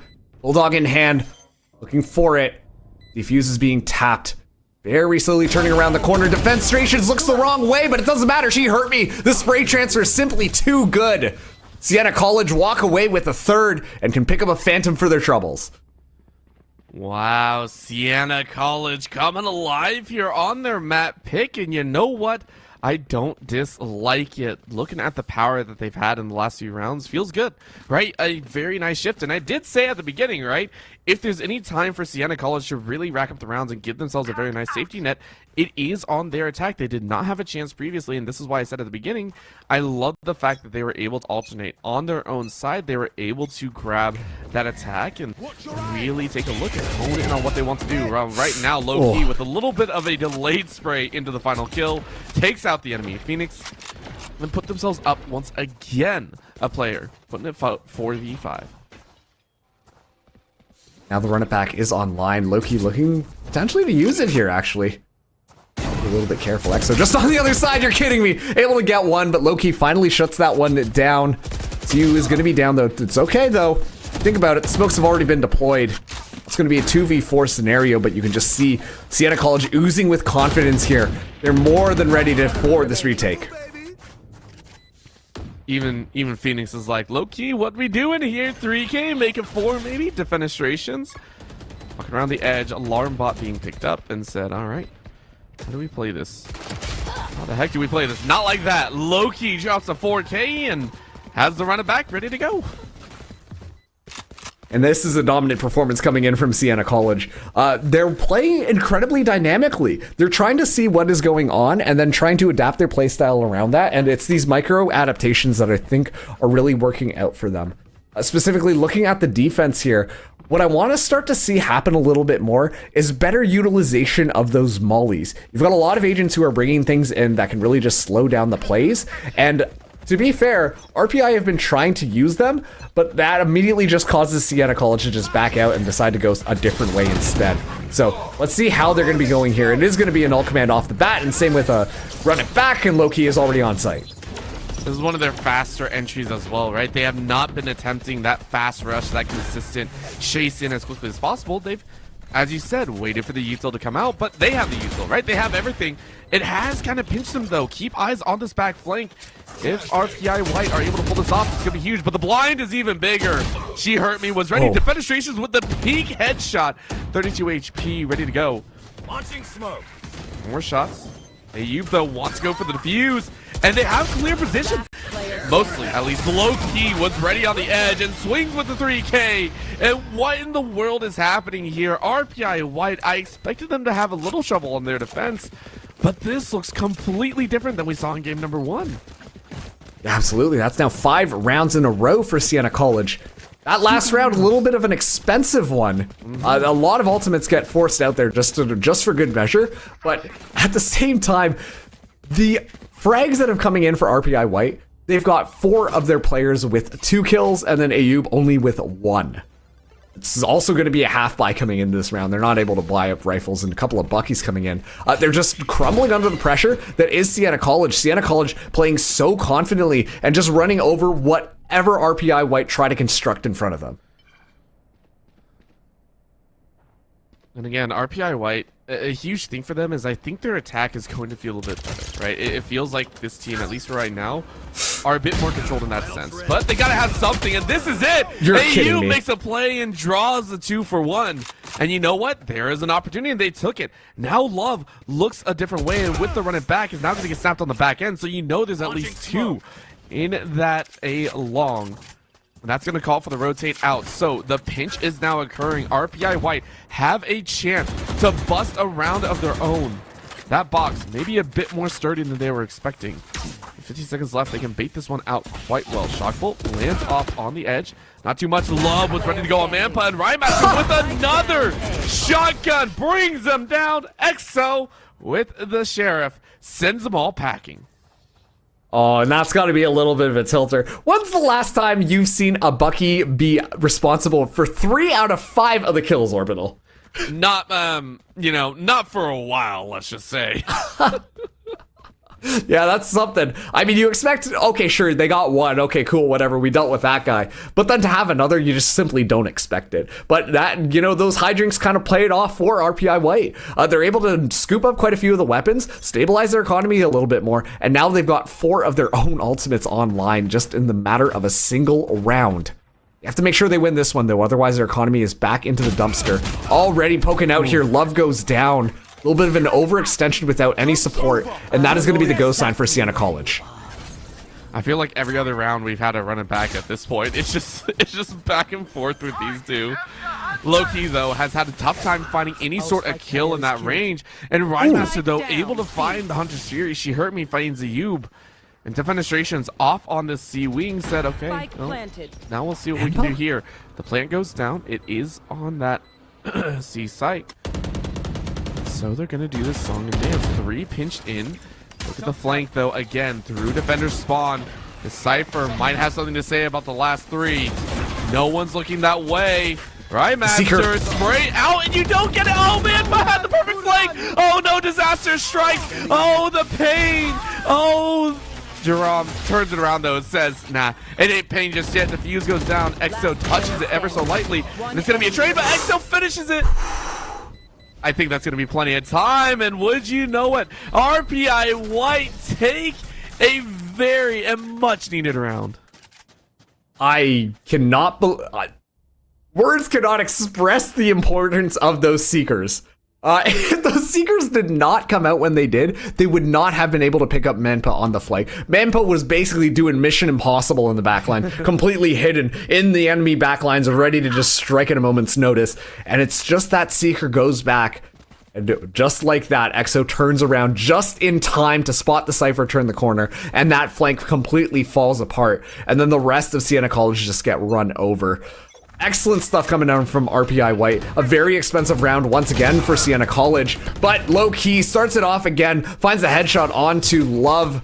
Rhymaster gets flashed off with the curveball, but is going to be taking this re-engage, looking for it, able to find one, looking for a second, but goes down. The readjustment by Rhymaster just almost got a 2K, couldn't make it happen, but it's enough, right? 1 for 1, or actually 1 for 2. It's better than some of the other situations they've been in. Siena College playing this one pretty close to the chest, though. 3 stacked up here in Garage. With the Owl Drone going through is going to spot it out. And look, the Nanoswarm slows it down, but Defenestration no shot. able to fire through. That's the 3rd time that we've seen one of those almost impossible kills occur. And now they're going to jump up. Defenestration should have heard him. That should have been plenty of information. Someone's hiding up in this wing. And they're both going to peek at the same time. Uh-oh. Uh-oh. 1, 2. Look at the Trailblazer. The Trailblazer is so good. They found the kill, and EXO is able to trade it in. Lockdown's going to be used, covering a majority share of C. And RPI White going to take this chance, pull a long flank, and force everyone out of sight. Okay, Orbital Strike committed to the backline just to make sure that nobody can really hide back there. Smoke's actually coming down. And look at this, OCU can't see a thing, immediately goes down. Ayub comes from behind, has a shotgun in hand. Now RPI White back in the saddle again. 3 rounds in a row. And now the economy of Siena College is starting to hurt. So clean is all I can really say there, right? That last couple seconds was perfect util usage, right? Drop of the Orbital Strike, go ahead, clear out that site, and then drop the smoke, force them to realize that they're kind of pinched in. The blind coming out of the smoke gave them perfect opportunity, the coverage, and then the flank around by Ayub, who was hiding off over there in C lobby. Perfectly done. Like, the execution from RPI White, we've been missing it on the defensive end, but when given the chance, they will do it. Yeah, they really will. Now we're seeing already the Molly's used a little bit proactively to get a little bit more positioning. Love moving up again. This time around will be the first person to get the kill instead of being the first kill. Taking out She Hurt Me. And that is going to be the KO down, which means that a lot of this utility is still going to be available for RPI White when they want to try and defend against this push coming in from Siena College. On top of that too, that's the null command as well taken away from the equation, which is an excellent ult in order to push it onto a site with. So many amazing tools in so little time. Not available in this round, of course. Owl Drone goes in. Information being tossed, and they found one. Of course, that's one in the corner. They didn't find one underneath in hell. That's going to be the swing. Ayub still finds the kill, but EXO loses her life. That means Ayub is going to have to face down a 1v3 until the rest of the team can get there. Ayub can do it, though, with this battle stim, the combat stim doing work here. The rest of the team is ready to go. Manpa takes out Ayub, but the damage has been done. Love finds Manpa, and Jerome is all on their own. Rhymaster is a master of the corner shots. And RPI do it after 5 in a row from Siena College. It is 4 in a row for RPI White. And they're looking to take it to a 5th. Siena College on a very awkward bye now. Their economy, not the best position. We're going to be seeing one Vandal come in for Dram, but the rest of the squad have to more or less just half buy. They're not playing with as much confidence as they were before, giving RPI White the time to readjust themselves and get their defenses ready in order to really shut down some of those things. And on top of that too, it's the confidence level from RPI. They're not afraid to take some of these swings. They're not afraid to go out there and try and get a couple of these frags. And it's this difference that is really changing the momentum of this game. Oh, Mampa though. Not quite. Mampa's still done quite a bit of work at the start here. I just want to say there have been so many rounds where Mampa or anyone on Siena College really comes out with some phenomenal first bloods. It's just the follow-up, right? All the action slows down as soon as that kill happens, and RPI is just like, all right, take it slow. And Siena College are like, dang it, we can't really utilize that kill. This time around, looking for a bit more information. And they don't get any, and for that, they know there is a turret in garage. And maybe one extra shock bolt goes out, and if Jerome stepped a little bit further back, that would have been a kill. Oh, Loki able to find Ayub as well. Run it back could be activated here. Finds a nice little headshot on defenstrations. Goes through, but Rymaster able to deal with that one. Going to be moving through the smoke quite swiftly. Can't quite find anybody. The chaos going into the site, but able to find a couple of kills. Rymaster, unbelievable stuff. Now looking for yet a third and finds a headshot there. And just like that, it's all evened up 2-2. No command still available here. Will be pulled by She Hurt Me. We're gonna slow things down for just a second. Exo gonna go for the tap here, slows things down, playing around this corner. Is only down to 67 HP, waiting things out a little bit at a stalemate until they decide to peek around this corner. She Hurt Me. Continuously ABing, trying to get a little bit more information here. It is able to actually scoop up the kill there as Loki goes for the second swing. Rymaster goes down, Siena College break 6. It was looking scary there, Marks. I'm not gonna lie, it was looking a little bit scary with how long it was taking them to get to that moment. But they did it. They were able to do it, and now we get to watch them try and claw back. RPI White, they have the ultimates in their favor, at least one more than the other. But Siena College, if they get a single kill, that neural theft will come out. And again, we talked about it, right? Mampa has been trying their hardest to use the information gathering tools to their advantage. They get another frag early on. And RPI White are not careful. This could be a swing. Siena College could push for 7. Very fast movement forwards. I like that Love is hanging back a little bit this time. Don't want to be that opening kill yet again. We'll get flashed out here, but take a look at this. It's going to be the run it back. Curveball goes around the corner, spots out Mampa. An arch nemesis dealt with, finds yet another onto Jerem. And the damage has been done. Loki just around the other side there, but gets blinded out. Doesn't matter. She Hurt Me ready for that swing. And now it's going to be 4v3 on this retake. The run it back was so good. What happened after the run it back felt a little bit ambitious there. But Exo finds Loki, who charged in a bit as well. And that leaves Ayub to pick up She Hurt Me just like that. RPI White push to 5 and are very, very happy about what's happening here. If they tie up 6-6 leading into their own attack, that is huge. Again, this is a team that feels like if they're on the attack, they're in control. Yeah, agreed. And look at this, they're ready to potentially tie things up. Siena College, their buy isn't going to be fantastic. They do at least have the orbital strike available for them. I think that could be huge depending on where they drop that one down. It's going to be tough, but once again, I like that adaptation. Love holding back was something that they didn't expect. They were ready for that Phoenix to just kind of walk out there and then punish it immediately, playing off of that single pick. But that time around, Love just kind of held back and was able to find a couple of picks, which was more than enough for the team to succeed. The adaptation and the change up from the norm is always big, but look at that blind. Love does it again. 2 big plays and another blind. No, Love, you can't do it to him like that. One blind, one kill. That's all you needed. Defenestration's falling up behind.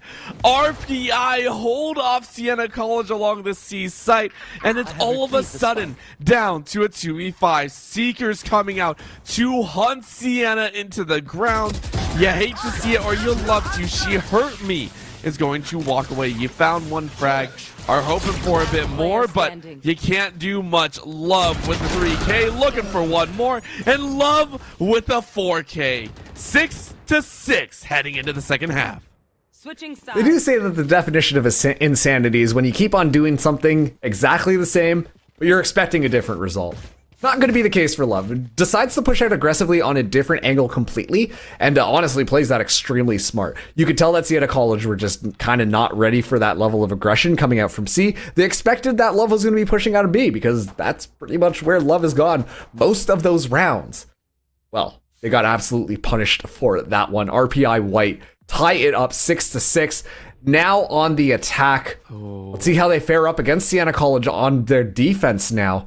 Curious to see where Mampa sets up all of this Cypher utility as well. Let's see how those cages are going to be used in order to potentially slow down the momentum that RPI White is going to be running through them with. Well, they have a lot more information gathering tools this time around, right? This one's going to be a bit more engaging, but I feel that's why RPI are also chasing quite hard. They know they win a lot of these early gun duels, and yeah, the first half was a little bit difficult, but right back in their groove, they found the opportunities, they found their angles, and now they're going to play on their own. Again, the attack is what they do. These quick plants, these quick forces of Siena College just scramble to get into position, and look how deeply spread they are. Love, though, does not care, grabs one. Mampa takes out Love. She hurt me, though. Finds Rymaster, who's standing out in the open. But with 3v4 here, EXO with this blind is gonna hope find that opportunity around the corner. The hot hands goes, and the blind comes out again. Ooh. But EXO burns at the ground. AU finds Mampa.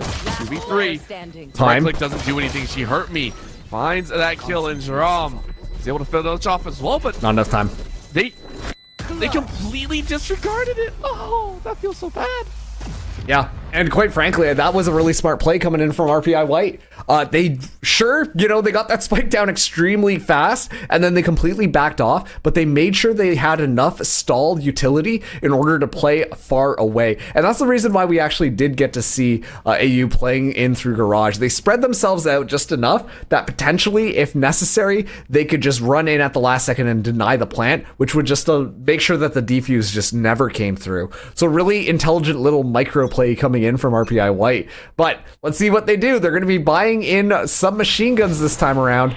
Minus AU only having that little fun shorty, but the weapon advantage is securely with RPI White on this round. And the burn as well. Oh. Trade. When a Phoenix gets burned, that is a painful moment right there. Mampa able to trade it back, though, so it's not going to be without its merits.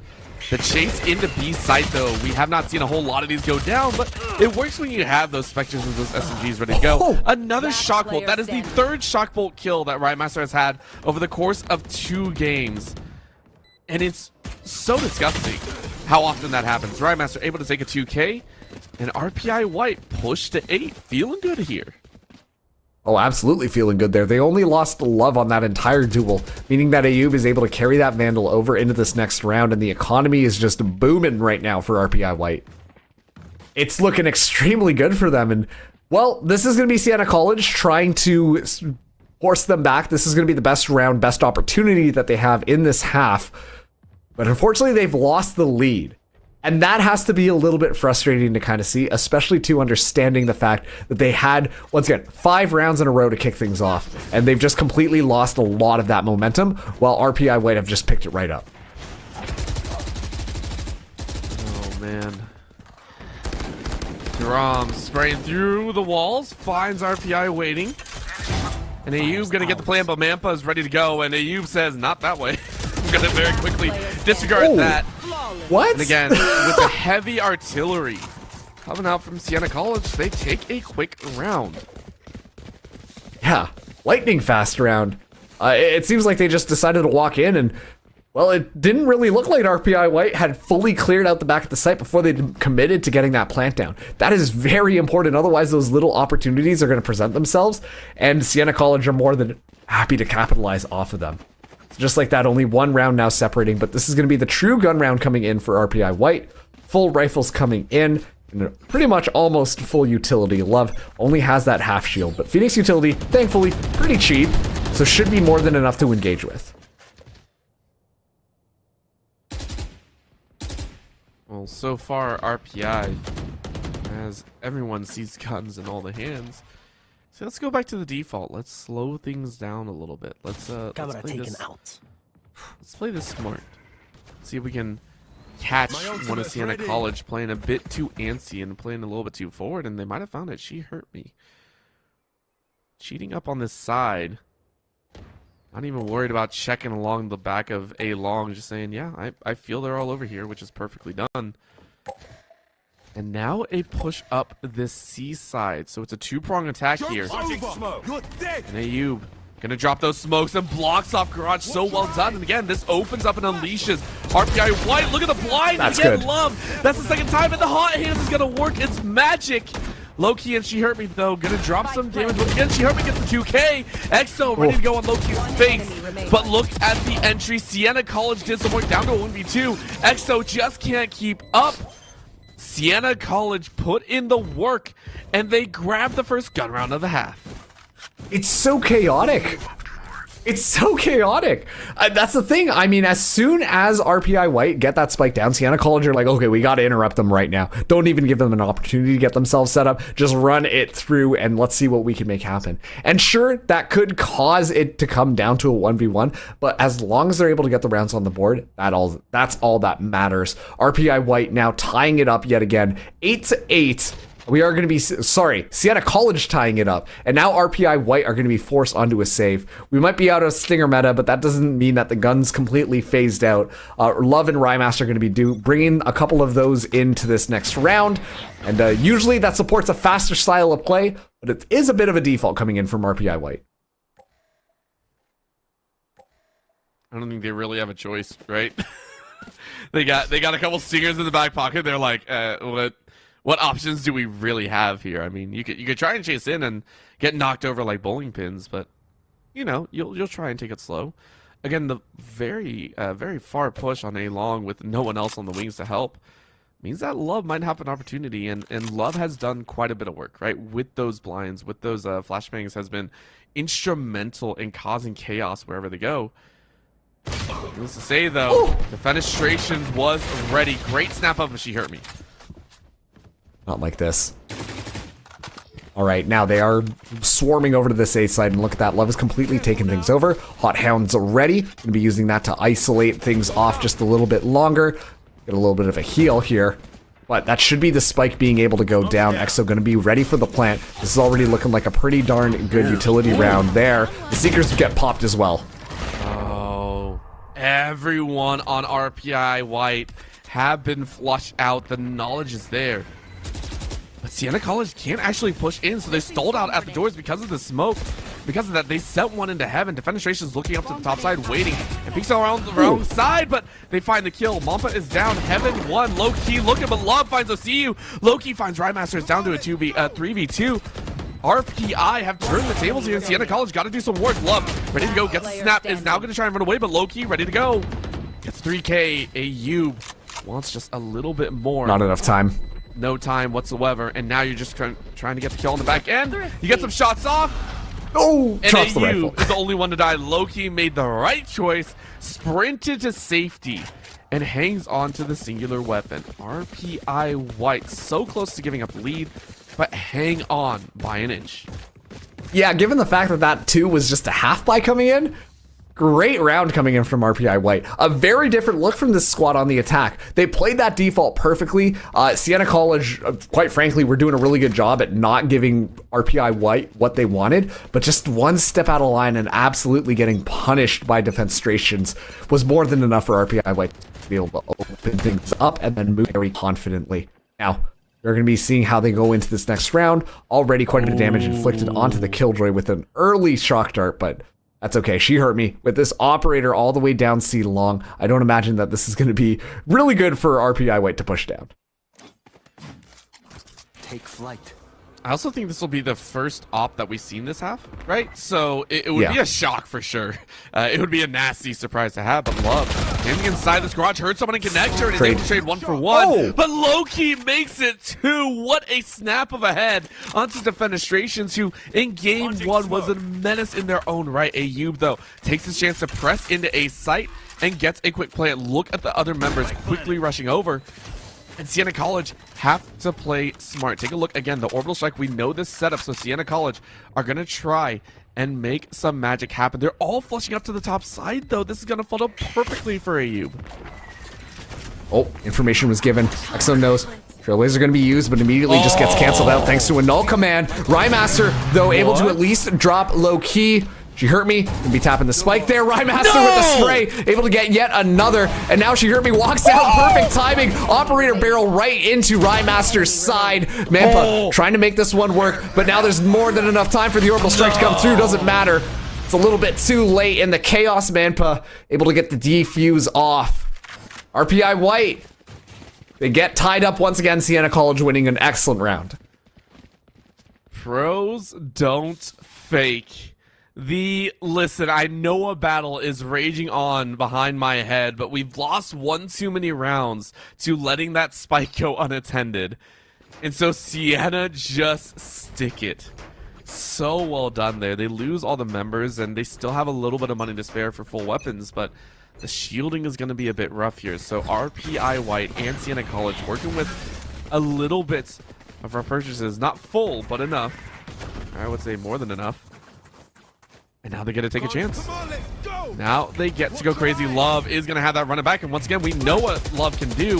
And this time, rightfully so, Siena College say no thanks, but She Hurt Me. Sends a few bullets through the smoke and is able to find one Love. Able to get low-key on that running back, and that's going to be a great trade. So 44 into the heavens. Attacker lockdown going down, forcing everyone out of that corner. But look who's in heaven. Look who's stuck. This is going to be a problem. No, actually, the lockdown gets destroyed thanks to that Hunter's Fury. A great... Okay, Ayub able to get one with the shorty. Love to see that one happen there. Exo does get stunned out. An orbital strike coming down from above. Love, though, is just going buck wild on the site. Finds a nice little 4K to close things out. RPI White scooch ahead with just yet another round. And finally, Siena College, their economy is going to be broken. That feels like it should have happened earlier, right? With how back and forth these rounds have been, it feels like the econ should have been broken before. And yet they have done so well in scrambling weapons together that RPI White, I have a feeling they're not sure if they're going to go up Stingers or not. So they're just like, okay, well, do we actually have to be cautious of Siena, or can we kind of bull rush this? That's going to be the question. Well, I think they found their answer. Love takes out 2 and B and says, well, we know what they chose to do. Yeah, nice easy plant now. Keep in mind, Hunter's Fury also online as well. So this is just going to be a great opportunity for the rest of RPI White to get a couple of ultimate orbs here, as quite a few frags are coming through as well. Defenstrations shutting down that flank completely, and now Mampa's the last person alive, looking to at least potentially take one person out, but this is just a very clean round from RPI White. When Love finds those opening frags, it's like the round is already over. It just swings so heavily in RPI White's favor. It feels like Siena College don't even have an opportunity to try and contest them. Oh my gosh. Just make it flawless. Just have a lot of fun with it. Love putting them at 11 and 9, 2 rounds away from taking it home. And Siena College are kind of stuck on a rough question, right?